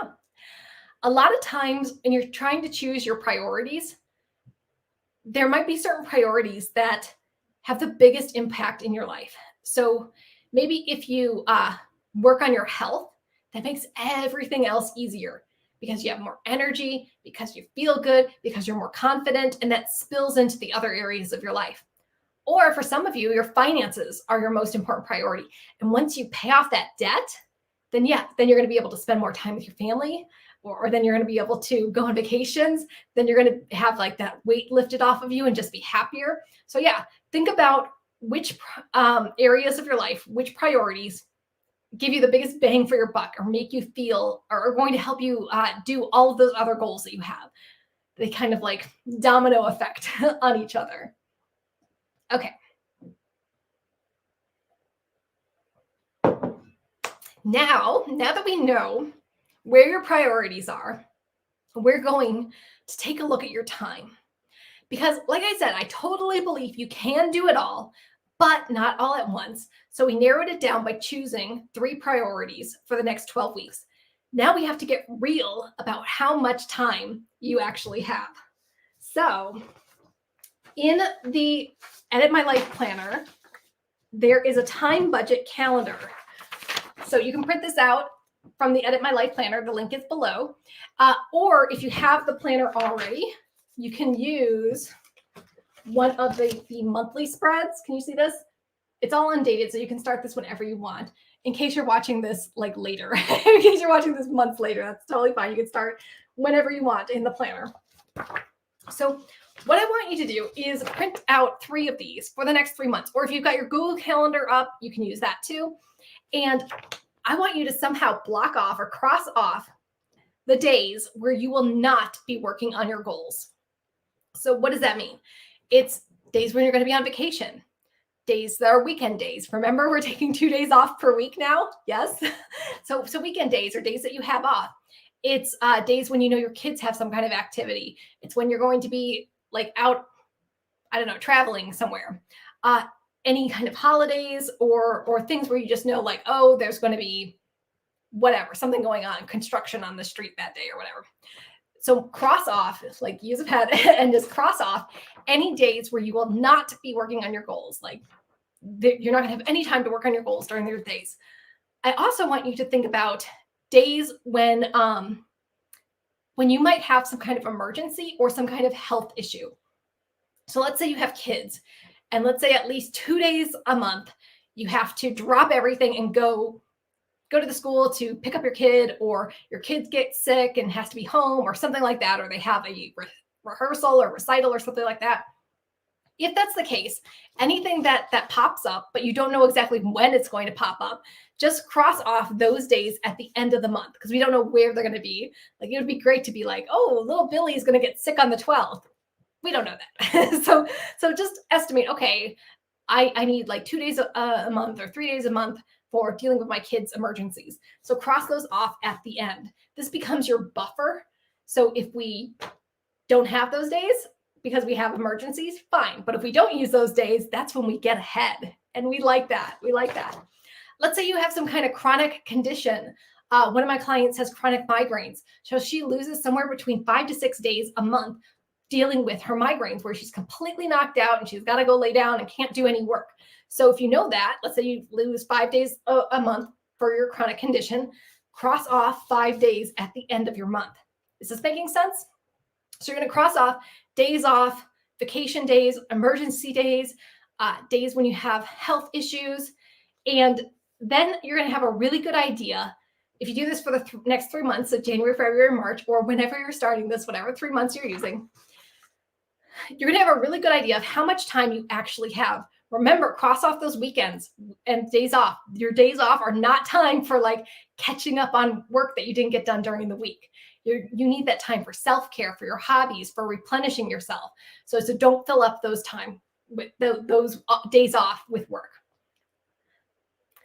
Here's the sad truth. When you do your time budget, it's going to kind of be like the first time you do it, it's going to be a slap in the face. Like, holy moly, I have a lot less time than I thought. For most 90-day plans, when my clients do that and they cross off days off, vacation days, sick days, whatever it is, out of those 90 days, most of them have somewhere around 25 days that they can work on their goals, maybe 20 days that they can work on their goals, which is really, really shocking. But it's true.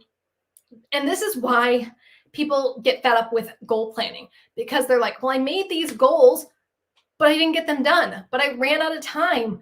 But something happened because we think we have more time than we do. We think we have 12 weeks. We think we have 3 months. We think we have 90 days. You don't. You might only have like 25 days. I think the record was one of my clients only had 8 days out of 90 days to work on her goals. Yeah. So if you only have a handful of days, Jessica said, can you repeat the list of cross-off things? Okay. So you've got your calendar. If you can print out 3 of these for the next 3 months, the next 12 weeks, and in the Edit My Life Planner, there's 3 calendars, so you could do it in there too. You're going to cross off any days where you will not be working on your goals. So if you have weekends off, it's going to be Saturday and Sunday. If you have a different work schedule, it's going to be whatever your days off are. If you work during the week and you are completely depleted, like let's say you work a 9 to 5 and you have 0 time and 0 energy at the end of the day to work on your goals, you're going to cross those days off too. You're going to cross off any vacation days, any holidays, any days where your kids have something going on. Like if you have to drive your kids to scouting or something like that, if you have to drive them to cheerleading practice, I don't know, cross that off. And then look back on the year and come up with an average of emergencies that pop up. So if you have kids, like how often a month do you have to drive to school or deal with them because they're homesick or they have some other emergency going on? Is it 2 days a month? Is it 5 days a month? Whatever.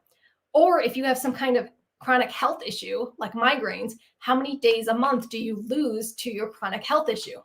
So for things like emergencies or health issues, we don't know what day of the month that's going to pop up. We don't know when little Billy's going to get sick. We don't know when your next migraine is coming. So you just cross those off at the end of the month. So like at the end of the month, let's say you need 5 days for migraines, you cross those off at the end of the month. If we don't use those days, that becomes your buffer. So let's say like on the average month, you lose 5 days to migraines. But let's say You lose 2 days to migraines in January. Yay. That means you gained 3 days back into your schedule, which is good. But we're crossing them off at the end of the month so that we, again, front load our time, front load our energy at the beginning of the month when we do have time, because we're not guaranteed those extra days. Does that make sense? Okay. Again, watch the videos in the Edit My Life Planner, because it's explained a lot better in there too, and in more detail too. All right, so once you have your time budget, get your final count of days. And I want you to leave a comment and let me know, out of the next 3 months, how many days do you actually have? For me, I average somewhere around 15 to 25 days to work on my goals every 90-day plan, which is about average.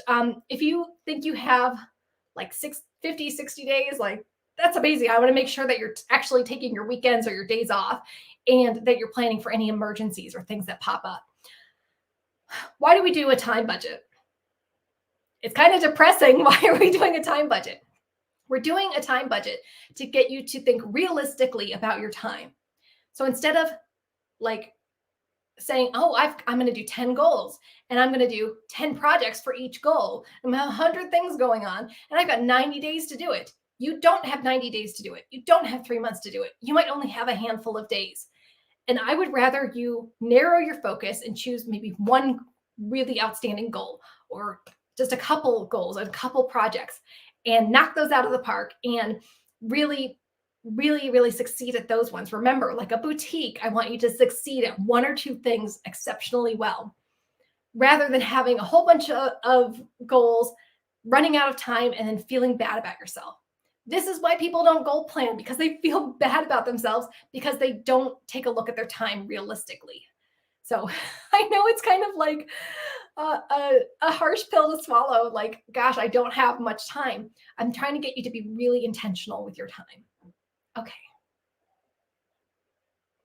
So now if you're looking at your time budget and however many days you have in the next 3 months, 20 days, 30 days, whatever it is, you might be realizing, oh, one other thing, but I am going to move on from this, is there's another worksheet called your weekly schedule. So if you do have a day, you might not have the entire day to work.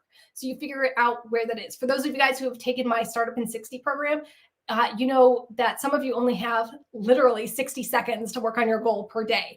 And I show you how to do that in Startup in 60. But maybe you only have an hour to work on your goals per day. Or maybe you only have the afternoons. Or maybe only have when your kids are in school.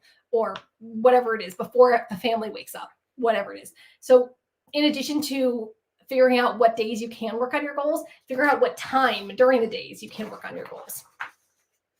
Again, these are all the worksheets in the Edit My Life Planner. You can print those out later.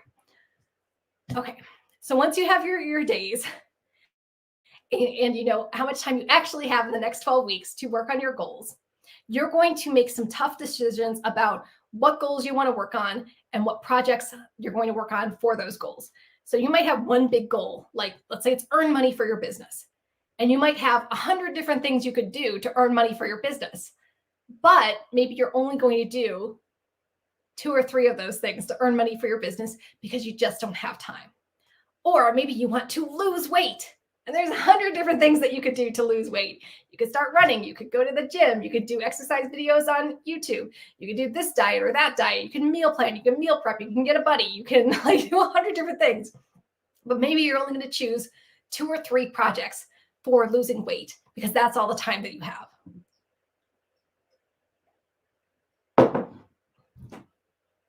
So what do you do with everything else? What do you do with everything else? You've already been brainstorming. You have all these brilliant ideas for how you can reach your goals, but you can't do everything right now. So some things are going to have to wait till the next 12 weeks or the next season or for later next year. Where do those ideas go? I don't want you to forget those ideas. I want you to hold on to them so that you can get to them later. And they go in your parking lot. Your parking lot is another worksheet that you can download, but you can also just use a notes app or any kind of notebook that you have where you can just have a running list of ideas, goals, projects, tiny little tasks, any creative ideas that come to you, put them in your parking lot if you're not going to be driving them right now. So I give this example in the Edit My Life Planner. So click the link below to watch all those videos. But the example that I give is if we're going to Disneyland, you and me, we're going to Disneyland today. So we're driving up to Disneyland and we park the car in the parking lot. Now we're about to head into the theme park. So what do we bring into the theme park? We're looking around the car. We are bringing our wallets because I'm going to be buying a lot of souvenirs and a lot of food at Disneyland.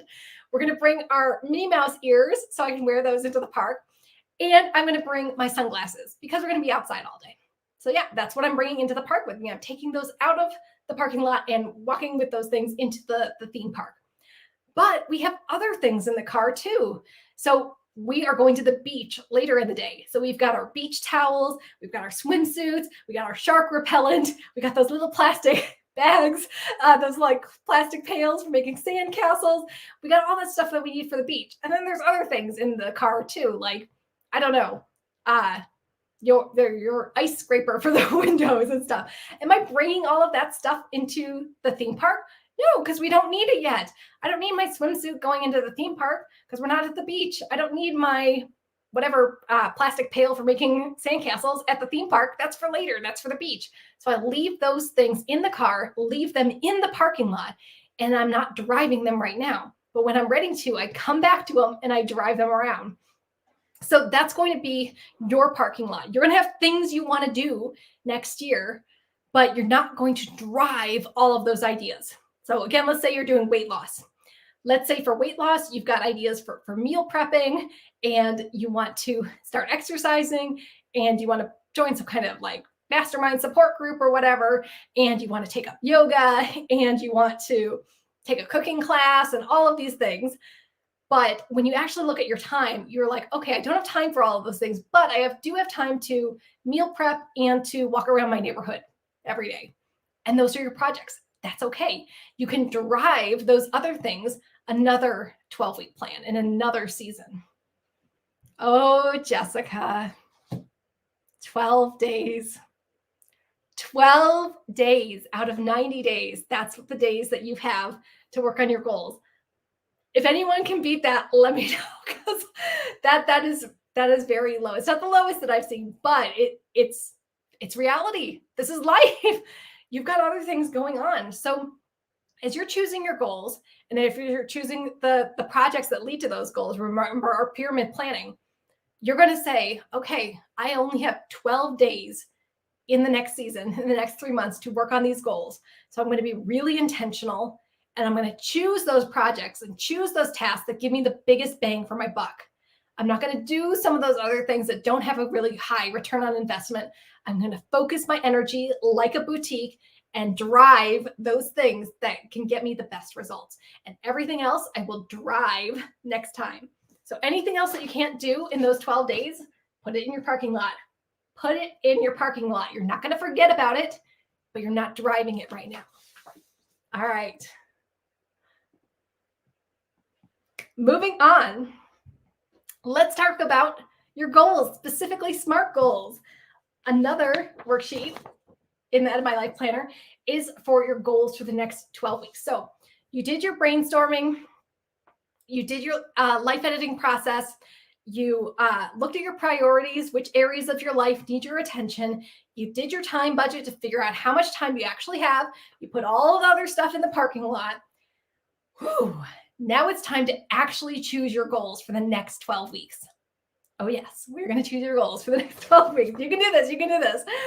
If you guys are watching this replay, you totally have permission to pause, come back to this like another day too. Like if this is getting too much, I know we're already at whatever, more than 90 minutes right now. I know this is a lot.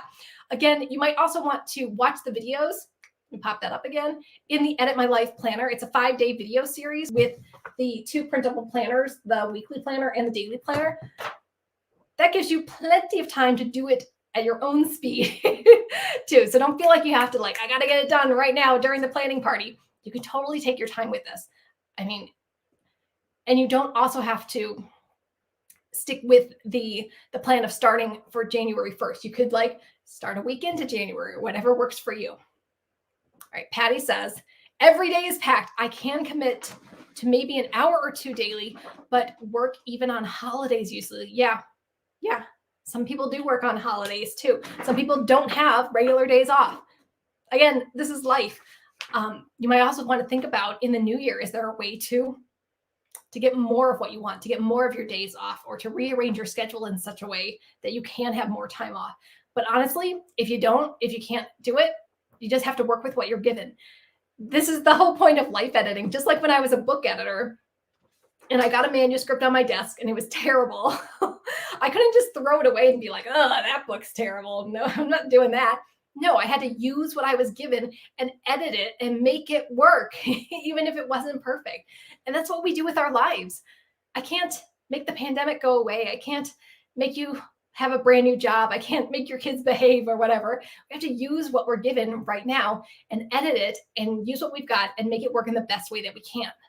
So yeah, every day is packed. So maybe you only have an hour or two to work, even on the holidays. So you have to be extra intentional with your time. When we get to tasks in a minute, we're going to talk about how to break down your tasks so that you do have those 2-minute tasks, those 5-minute tasks that you can just knock off when you've got time, rather than saying like, oh, I don't have 3 hours, so I can't do anything. No, you can get a few 5-minute things done. So you're constantly moving forward. All right. So let's talk about SMART goals. So you guys have heard this before. Your SMART goals are specific, measurable, actionable, realistic, and time limited. So I want you to pick your 3 goals and then rewrite them as SMART goals. And I gave you a little area to talk about why those things are a priority right now. So what is like SMART goals mean? So specific, it's got to be specific. It's not lose weight. What does that mean? It's not improve my business.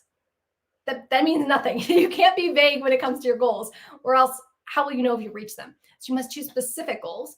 Related to that is measurable. That's the M. So you must be able to say yes or no. Did you reach your goal?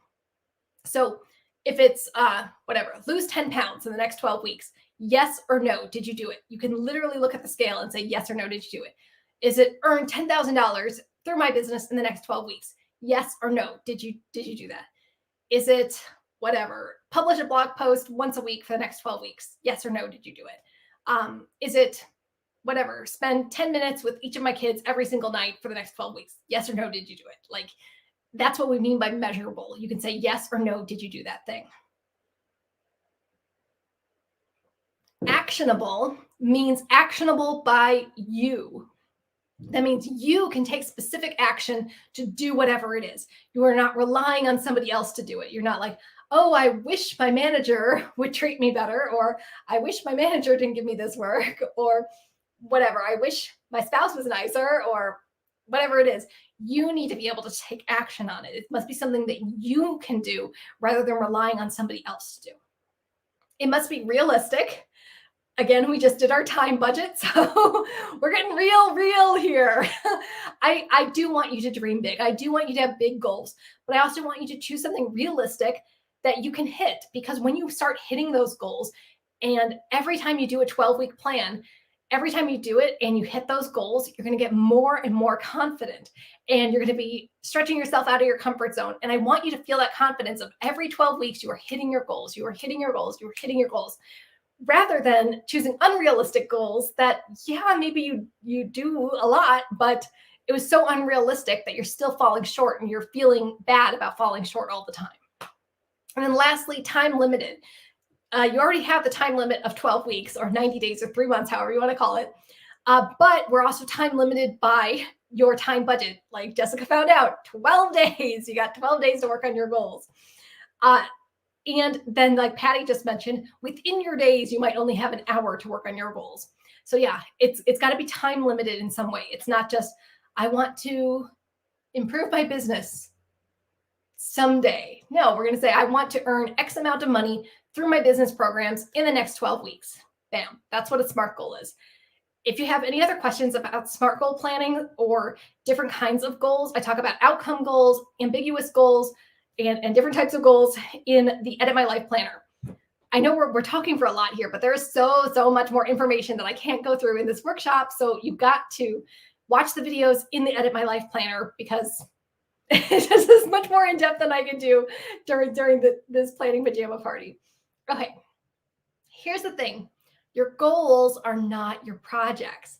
Your goals are not your projects. We talked about the pyramid planning model, and your goals are the overarching big thing that you want to achieve, and they are made up of many, many, many projects. So your goal usually has a why to it.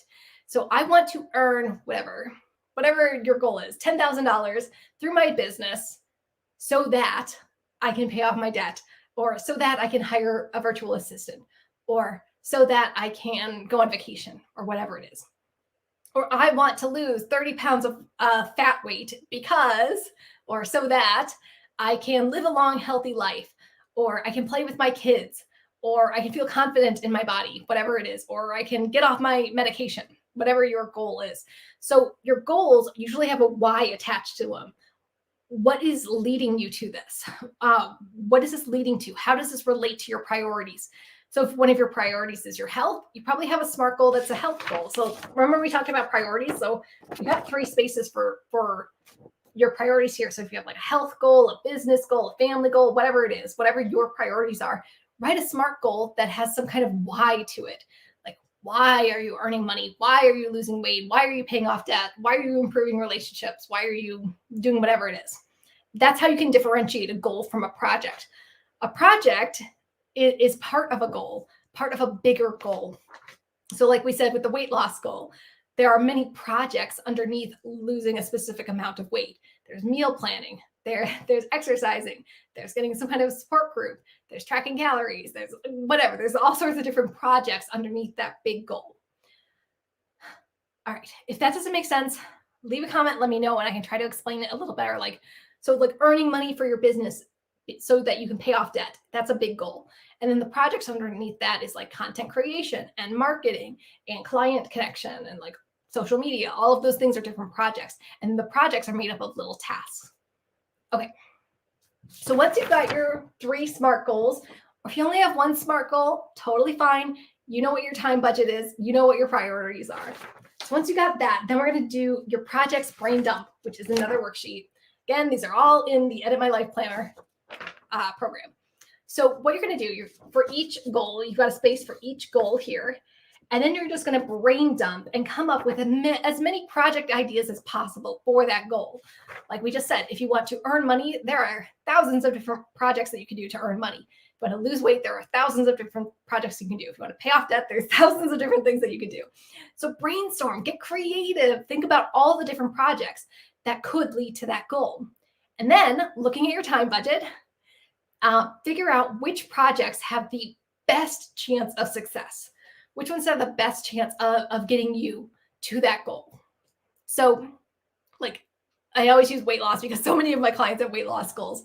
If it's weight loss and you've got to choose your time and you've got a project which is like meal planning and tracking your calories, another one which is exercising for whatever, an hour a day, where are you going to get the best return on investment? Well, it's obviously tracking your calories and being in a calorie deficit. You guys have heard this before, that 80% of weight loss comes from your food and maybe 20% or less comes from exercise. So yes, exercise is good for your body, but exercise is not exactly related to weight loss. If you want weight loss, you have to be in a calorie deficit. I have a PE degree. I was almost a gym teacher. So believe me, I know what I'm talking about. And I was in medical textbook editing for 10 years. So yes. So you guys know this. You got to look at your projects and figure out which one has the best chance of success. If you have a business and you're trying to earn money, which of your products has the best chance of getting you there? Which ones have the best chance of earning you that money? If you're trying to pay off debt, do you need to cut your grocery bill? Is that going to help you the most? Is it selling old things in your garage? Is that going to get you to pay down your debt? Is it getting a different job? Is that going to help you the most? I don't know. You're going to have to look at all the different projects that you could do and figure out which projects have the best chance of success. And then I know choosing your projects is going to be really hard for some of you, especially if you have like 12 days, 15 days, 20 days to actually work on your goals. But I'm trying to get you to be intentional and to choose the projects that are going to give you the biggest bang for your buck. So you're not wasting your time on things that aren't going to give you a good return on investment. All right. We're almost there. All right, once you've chosen your projects for your goals, then you have your project planning page. We're going to put the goal, the project, and all of the tasks. And you might need to print these out for each project. So let's say you have one big goal, and then you have like 2 or 3 projects per goal. And then you're going to brainstorm all of the dozens or hundreds of different tasks that make up that project. So like I said, if you're a writer and your goal is to self-publish a book, and one of your projects is to do an outline of the book, then maybe your tasks are figuring out what kind of software you're going to be using, choosing a time to do your outline, maybe following some kind of book or outline format. Maybe it's getting like an editor or a friend to take a look at your outline. Maybe you have to do some character development or character like summaries first before you do the outline. Maybe you need to like get some poster board or some sticky notes and put it all over the wall. These are all little tasks. And ideally, when you are brainstorming your tasks, I like it if you could make your tasks as small as possible, ideally between 5 to 10 minutes to finish a task. And the reason we do that is because you might not be able to finish a project in one go. Like a project might be many hours of work, or you might need like 3 hours of, let's say one of your projects is, I don't know, to publish a blog post or publish a video or something, and that takes you 3 hours of time. You might not have a 3-hour chunk of time to do it. But if you break it down into all of the little tiny little tasks, then when you do have a break in your day, when you do have 5 minutes there, 5 minutes here, a little time before your kids wake up, or you have some waiting time where you can do something on your phone at the doctor's office or wherever, like then you can keep moving forward on your goal, even if you don't have long stretches of time. Like, I don't know a lot of people who have like 3, 4, 5-hour chunks of time during your day. Like, I don't have that during my day. I mean, that would be lovely and luxurious to have like, ooh, I can spend the next 5 hours doing my thing and working on. So I don't have that time. I'm sure you don't either. So break down all of your projects into tiny little bite-sized tasks, like really, really bite-sized. And I suggest if you do want to use some kind of project management software, this is really good for task management. So I use Trello and I use Asana. And I have a project that's called blog post. It's just a template. And I just copy it every time I need to do another blog post. And within that blog post project, I have all of the little tasks that help me do that blog post.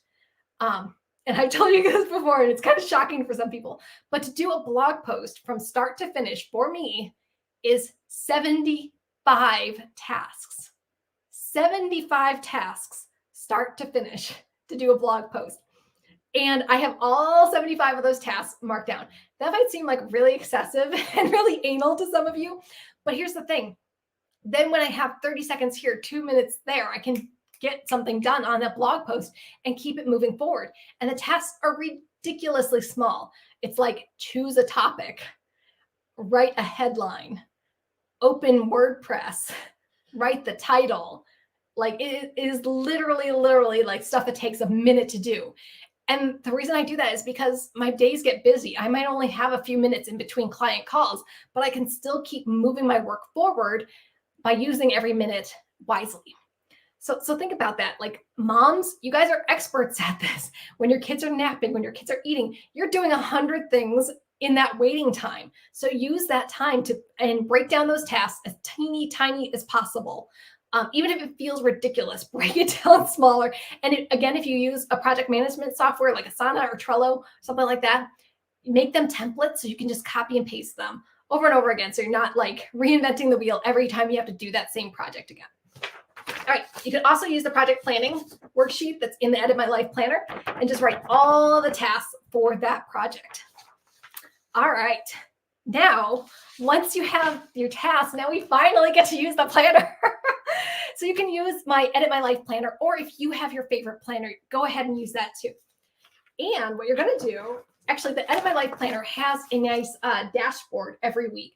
And up here is your life editing process. So I got the 5 steps of the life editing process. So if there's something that you're deleting this week, something you're adding this week, something you're rearranging this week, you can write that at the top. And then these are broken down into your projects for your goals. So maybe this is like a project like I have to do my marketing, or I have to do my social media, or I have to do my blog content or whatever. And then you can write all the little tasks that need to get done underneath that. So once you planned out your week, then you can put things in day by day. So let me give you a picture of, this is the weekly planner. And you can use this as a timetable if that works for you. You could just have it as a running task list. You can prioritize things. You can highlight whatever makes sense for you. There's also a habit tracker on the side where you can write down, like, did I drink my water? Did I respond to comments? Did I walk the dog? Whatever. Do your habit tracker. And then there's some dot grid section for whatever doodling bullet journal stuff that you need. Let me show you a picture of inside the daily one. Here we go. So the daily one has a timetable schedule down the side. This is really good for people who have appointments, coaches, or moms who, like, every hour you have something going on. You can write down all of your to-dos, all of your tasks, and again, put your main priorities. So you keep that front and center. Like, what are you actually working on? Your health, your business, your family, whatever.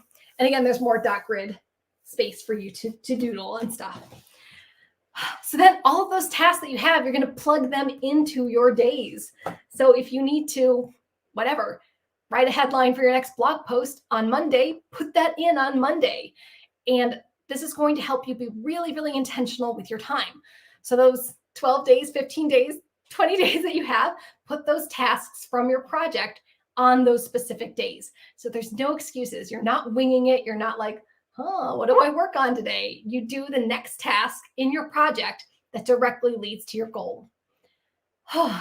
One of the greatest things that I do for my clients is to get them from just like winging it, just saying like, well, what feels fun in the moment?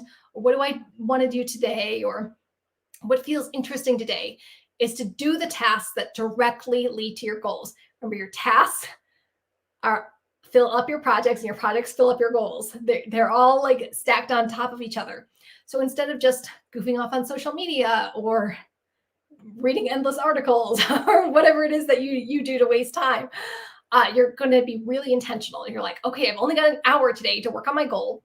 So I'm going to do the thing that gets me closer to my goal. I'm going to transfer $50 to my savings. I'm going to meal prep my lunches for the week. Or I'm going to send that email to that sponsor, whatever it is. You're going to use your time super, super intentionally by putting those specific tasks on the specific days. I really hope this is making sense. Again, if you have any questions, you can send me an email, sage@sagegrayson.com, or watch the videos in the Edit My Life Planner. They're laid out really well, and there's a lot more information that I haven't gotten I haven't even scratched the surface with some of the other information that's in the 5-day video series. All right. So we plugged in those tasks into your 12-week planner. The final thing you'll do for your 12 weeks at the very, very end is to do your progress check, your quarterly progress check. You're going to figure out what's changed. How are you feeling about the different areas of your life? What goals or projects did you accomplish? Which ones do you still want to do? What things are no longer important? That's a funny thing. Like, once you start goal planning and start editing your life, you're going to realize that a lot of things that felt really important, like, fall by the wayside. Maybe they're not so important in this season of your life anymore. And that's okay. If you get halfway through your plan and you're on like week 6, week 7, you're like, holy moly, I don't want this thing anymore. That's okay. You're a life editor. You can always edit your goals, edit what you're working on, and go in a different direction. You have complete control to do that. So give yourself permission to edit anything that's not working for you now. What are you proud of, and what's coming up next? There's a whole section in the Edit My Life Planner video series about your 13th week, which, for those of you who are counting, the last week of the year is actually your 13th week. This is if you keep your 12-week plans lined up with the seasons. So what do you do in your 13th week? Well, this is a time to review what worked, what didn't, make your new plan going forward, celebrating your successes, like really celebrate what went well for you during your plan. Like, did you reach your goals because you only had 1 to 3 goals, as opposed to having like 20 goals and not reaching any of them? Did the projects that you choose actually give you the best return on investment? Or did you realize, I should have done that different project instead? How were you able to break down your tasks? Did you make them all 2-minute tasks or 5-minute tasks? Were you able to use your waiting time or those time in between other things to get stuff done and keep things moving forward? All right. Woo, we've been at this for 2 hours now. And I told myself when I started this, like this is only gonna be like 60 minutes or 90 minutes. No, it's never, it's never that short. All right, so I'm gonna open it up for some Q&A time. If you guys have any questions about the End of My Life Planner, 12-week planning, motivation, how to choose your goals, how to write your SMART goals, how to do your task breakdowns, anything else related to goal planning, business planning, anything else that's on your mind about setting up yourself for success in 2022, go ahead and leave a comment below. And even if you're watching this replay, go ahead and leave a comment because I will come back and answer your comments. All right. Patty said, thank you. Thank you so much for being here, Patty. Yes. So your next steps, while I wait for you guys to leave me some comments and leave me some questions. Your next step is to choose your 2022 goals and go through the End of My Life Planner. If you haven't done so already, print out those clarity worksheets and go through them. If you don't have a planner, you can do all this in your notebook too.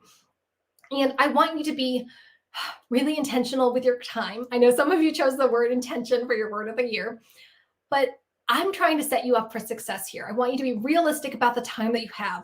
I want you to choose fewer goals and reach those goals than rather divide your attention too much. I want you to pick things that are actually going to light you up inside, that have a why to them, and that every single day what you're working on directly leads to those goals. Your tasks lead to your projects, lead to your goals. Everything is connected. No more winging it. No more thinking, well, what seems like fun today? No, everything is going to be so intentional. I know that might sound like really intense right now, but once you start doing 12-week planning, once you start editing your life, it actually frees you up to do so much more.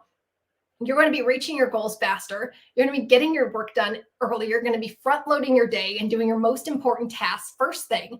So then you have the whole afternoons free to spend with your kids and your family, or to take up a hobby, or to work out or do something good for you, or just to have that breathing space for yourself. You're going to be able to have your weekends back. Oh my gosh, you need your weekends back or your days off, whatever days off you have. You need those days for you to recharge, to fill your cup, to come back to yourself, to center yourself. I know too many people who use the weekends or days off to catch up because they didn't finish all of their work during the week. And that's usually because they're trying to do too much, or they're like, I'll just get to it on the weekend. No. Let's have some intention. Let's have some urgency to your life. And this is what 12-week planning will do for you. So Jay says, this has been great. Thanks. Thank you so much, Jay. Thanks for being here. Janet, hey. I say I've been in and out. I have to watch the replay to get it all. Hope your holidays have been happy. Oh, thank you so much. Oh, Janet, happy birthday too. I know your birthday was a couple days ago. Thank you so much for being here. Yeah, my holidays have been great. It's been nice. Again, for all of those who are here, you can come watch the replay. I'm going to send an email out with the replay link, and you can catch up, pause, write down all of your answers, and really take your time with this. If you want even more in-depth goal planning, again, I'll pop that back up here. Get the Edit My Life Planner. The link is in the description. It's a 5-day video series plus 2 printable planners. It goes into much more detail than I could do during this workshop, and I just know you're going to love it. And and if you have any other questions, tag me in the comments here, or send an email to sage@sagegrayson.com. All right. Thanks. Yes. So glad to have you here, Janet. Jay says, what if I'm not really excited about my goal? Ooh, I need to lose weight to improve my health. I get that. But dieting and exercising doesn't make me happy. Okay. So what if you're not excited about your goal? I feel like this happens to a lot of people. First, I want to know, so it says you need to lose weight to improve your health. I'm assuming that's what your doctor said. Your doctor says you need to lose weight to improve your health.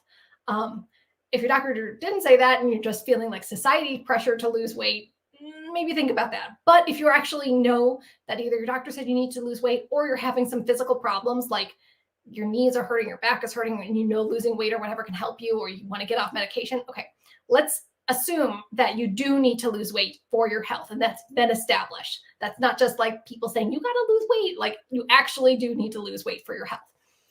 Dieting and exercising doesn't make me happy. Okay, there's a few different ways to look at this. And we talk about this in Life Editing for Beginners, and we talk about this in Startup in 60. So if you've taken those programs before, you probably heard about this. We're going to talk about intrinsic or extrinsic motivation. So intrinsic motivation comes from within you. That means you're doing something because there is a driving force within you to do it. Like, you're doing it because you want to. Extrinsic motivation is because other people are telling you to do it. Your teacher's telling you to do it. Society's telling you to do it. Your doctor's telling you to do it, whatever. And other people are telling you what your goal should be and why you should do it. If you are working on a goal, you can have both intrinsic and extrinsic motivation. But if you want lasting change, you know where we're going with this. You want lasting change, you must find that inner drive and that inner motivation to do something. So if you if you want to lose weight, and because society's telling you to do it, you're going to give up and be like, well, I don't want to do this anymore, unless you have that inner drive. Even if your doctor is telling you, even if you know you need to do it because it'll help your health, like if it's only other people telling you to do it, but not you, you're not going to stick with it. So if you need to lose weight and you really do want to lose weight to improve your health, we've got to find that inner motivation. Okay. So maybe this needs to be like a little bit of brainstorming about, why would you want to do it? What's in it for you, as they say. So this is for any type of goal that you have. What's in it for you to lose weight? What's in it for you to pay off your debt? What's in it for you to start a business? What's in it for you? Let's figure out why this is beneficial to you, not what other people are saying that it should be beneficial to you, but like, why is it actually beneficial to you? And maybe you do have achy joints and you want to wake up in the morning not feeling like you've been hit by a bus. Like, maybe that's your inner motivation. Or maybe you have kids and your inner motivation is that you want to be a good role model. That's also kind of like extrinsic too, but you want to be around to see them grow up. Like, that's a good motivation, inner motivation. Or let's be a little superficial. Let's be a little selfish here. I know plenty of people who have lost weight and kept it off because their inner drive was to look hot, was to look sexy, was to wear the clothes that they want to wear, was to feel confident and capable in their bodies. And people might say, like, oh, that's superficial. You can't want to lose weight because you want to be sexy.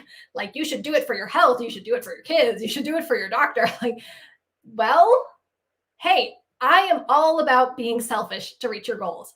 And I've had tons of people tell me, like, it's selfish to do whatever it is, to focus on yourself and not your family, or it's selfish to whatever, start a business or whatever it might be, whatever people are telling you. Hey, if you've got a selfish reason, go for it. I'm 100% behind people choosing a reason, even if other people don't understand it. Even if you want to lose weight because you want to be sexy, do it.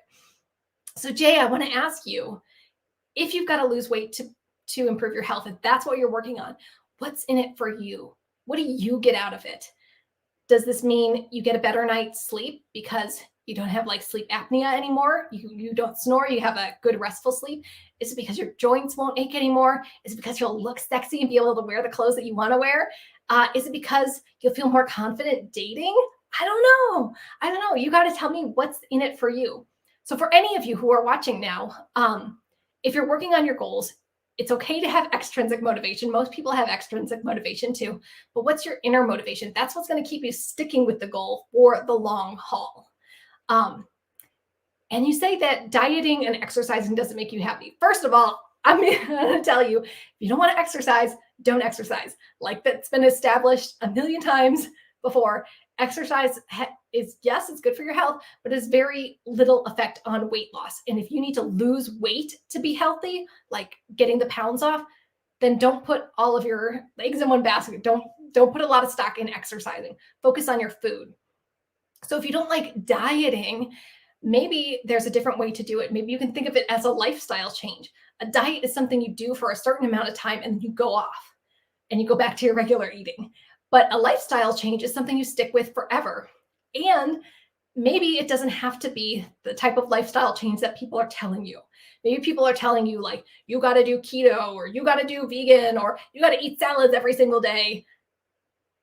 Do you? No. If you want to lose weight, all you need is a calorie deficit. That is the absolute truth. You need a calorie deficit. Why do all these other fad diets work? Because they put you in a calorie deficit. Why does intermittent fasting work? Calorie deficit. Why does one meal a day work? Calorie deficit. Why does keto work? Calorie deficit. So you can eat, if the goal is weight loss and not specifically improve my cholesterol or get off medication or whatever it is, if it's just weight loss, all you need to do is be in a calorie deficit. So you can eat whatever you want as long as you are eating fewer calories than you burn. And many, many years ago, this is like 15 years ago, I was a leader for Weight Watchers. And I know they've changed their program a little bit, but when I was a Weight Watchers leader, because I lost 30 pounds through Weight Watchers, we had this thing that me and the other leaders, we would call the cheesecake Weight Watchers or the pizza Weight Watchers, because at the time, you had a certain amount of points to eat per day in Weight Watchers. And if you ate that number of points or fewer, you would lose weight. It's all related to calorie deficit. But you could eat whatever you want. So we would have Weight Watchers members who, let's say they got 30 points per day, they would eat all 30 of their points in cheesecake. They would have like a slice or two of cheesecake and not eat another stitch of food all day long. And they still lost weight. Or we would have people who would have whatever their points number is, 25, 30 points a day. They would eat a whole pizza, and that was all they ate per day. Nothing else. No salads, no baby carrots, none of that. And they still lost weight, and they still reached their weight goal eating whatever they want. I tell you, like, when I lost that 30 pounds, I was eating pasta every single day. I still eat pasta every single day. I grew up, I'm Sicilian heritage. So I grew up eating pasta every single day. Like, shout out to my Sicilian folks. So whenever I need to lose weight, I get into a calorie deficit, eating whatever I want. So Jay, I do want to challenge you. Do you need to diet and eat rabbit food or whatever that diet is telling you? Or can you just get in a calorie deficit, eating the foods that you like, not depriving yourself of anything, and still get the weight off? Personally, the people that I know who have lost weight and maintained it are eating what they want. They're not sticking to a specific type of diet, keto, vegan, keto, whatever the fad diet of the day is. They're eating what they want in a calorie deficit. That's a good way to like use your time and energy wisely. You don't have to go shopping for a whole new thing. You don't need to buy a juicer or an air fryer or whatever else is out there. You can just eat what you want in a calorie deficit, and you can lose weight without exercising. I got to tell you, it was very rare back in the day when I was a Weight Watchers leader. Like, none of the ladies worked out. Nobody worked out. Everyone just stayed in a calorie deficit, eating what they wanted. I don't know. So if you're not excited about your weight loss goal, if dieting doesn't feel good, exercising doesn't feel good, let's figure out a different way to lose weight, not to get healthy, not to burn muscle, not to like gain muscle, not to get off cholesterol medication, not everything, but simply to lose weight. You must be in a calorie deficit. There's lots of ways to do that without dieting or exercising. I hope that's helpful. For any of you who have some kind of goal out there and you're like, well, I don't want to do it this way. Do you have to do it this way? Like, I don't know, I'm a coach. So people might say, well, oh, you're a life coach. Then you must like do 30 coaching calls every week. And you must like, I don't know, do keynote addresses and be speaking all the time. No, the bulk of my income comes from digital products and very little coaching, actually. So if you don't like doing what everyone says you should be doing, is there another way to do it? Jay, amazing. Thanks. Makes me feel better. Yeah, I know. I think, let's be honest here. I think a lot of us make things harder for ourselves than they need to be. Or we think, well, that's the way so-and-so did it, or that's the way everyone's telling me to do it. Like, that's how you lose weight. That's how you save money. That's how you pay off your debt. Really? Why not just do like the path of least resistance? That's like a motto for life editing, the path of least resistance. Let's just make tiny little edits to get the results we want without sweeping makeovers and like throwing our old life in the trash. Like, I couldn't imagine going through life like never eating pasta again. I would like I would curl up in a ball and die. So I still eat pasta every single day, and I'm not like, I don't know, I'm not unhealthy. I'm not like ballooning out there.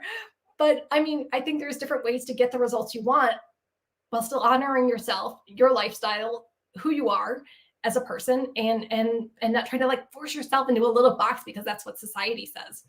There are so many different ways to lose weight. There are so many different ways to earn money. There are so many different ways to like have good relationships in your life. So edit, edit, edit. All right. What else we got? Chris says, hi, Sage, watching from the UK. Hey, thank you so much for being here. Yeah. All right. I don't see any other comments coming in. So let me pop up that banner one more time. Woo, let's recap our planning pajama party. For those of you who are watching the replay, give yourself permission to pause, write out anything that you want, come back to this video over and over again. I strongly, strongly recommend clicking the link in the description. I put it up on the video here too, and get your copy of the Edit My Life Planner. When you sign up for your Edit My Life Planner, you're going to get 2 printable planners. You're going to get the weekly one and the daily one. I printed mine out full size. You can just send this to any like office supply store and tell them what size you want it to be, like A5 or letter size, whatever. And print it out yourself, or just use the PDF, or use your own planner, because there are 5 videos for 5 days in the Edit My Life Planner program. So watch those videos. They go into much more depth than I could do for this workshop. We're going to talk more about different types of goals, like outcome goals, ambiguous goals, process goals. We didn't even get to those today. There's more advice for how to avoid procrastination. There's more advice for how to work faster. There's more advice for breaking down your tasks into teeny, teeny, tiny little tasks. There's more information about the pyramid planning model and why that works so well. There's more, I go page by page by page in the planner showing you how to use the different things, how to use the life editing process, how to use the perpetual calendar, how to use the monthly pages, how to use the habit tracker. All of that is in the Edit My Life Planner. I would be here for like days going through everything else that's in the program. So click the link, get the copy of the Edit My Life Planner. And then your homework is to come up with your 2022 goals. Remember, say goodbye to 2021, go over your successes, your challenges, what you want more of, what you want less of. Do a great big brain dump, do your life editing process brain dump, do your priorities brain dump. Just get all of that stuff out of your head, and you're going to start to notice patterns, and you're going to start to notice like, oh, I've got a lot of health things here, or oh, I've got a lot of business things here. Then you're going to do your time budget. Remember, do your time budget before you choose your goals, and see how many days do you have to work with? How many hours within those days do you have to work with? And that's going to help you narrow down your goals. Like, I've only got 15 days. I'm only going to do these 3 goals. Or I've only got 20 days. I'm going to do whatever these goals are. And your goals are aligned with your priorities. So where do you want to devote your time for the next 3 months? Health, your finances, your business, your job, your family, whatever it is. And that doesn't mean you neglect everything else, but you still put 90% of your effort into those priorities. Anything that doesn't fit for the next 3 months, you're not going to forget about it. You're going to put it in your parking lot and you will drive it later. Then you're going to write your SMART goals and make them specific, measurable, actionable, realistic, and time limited.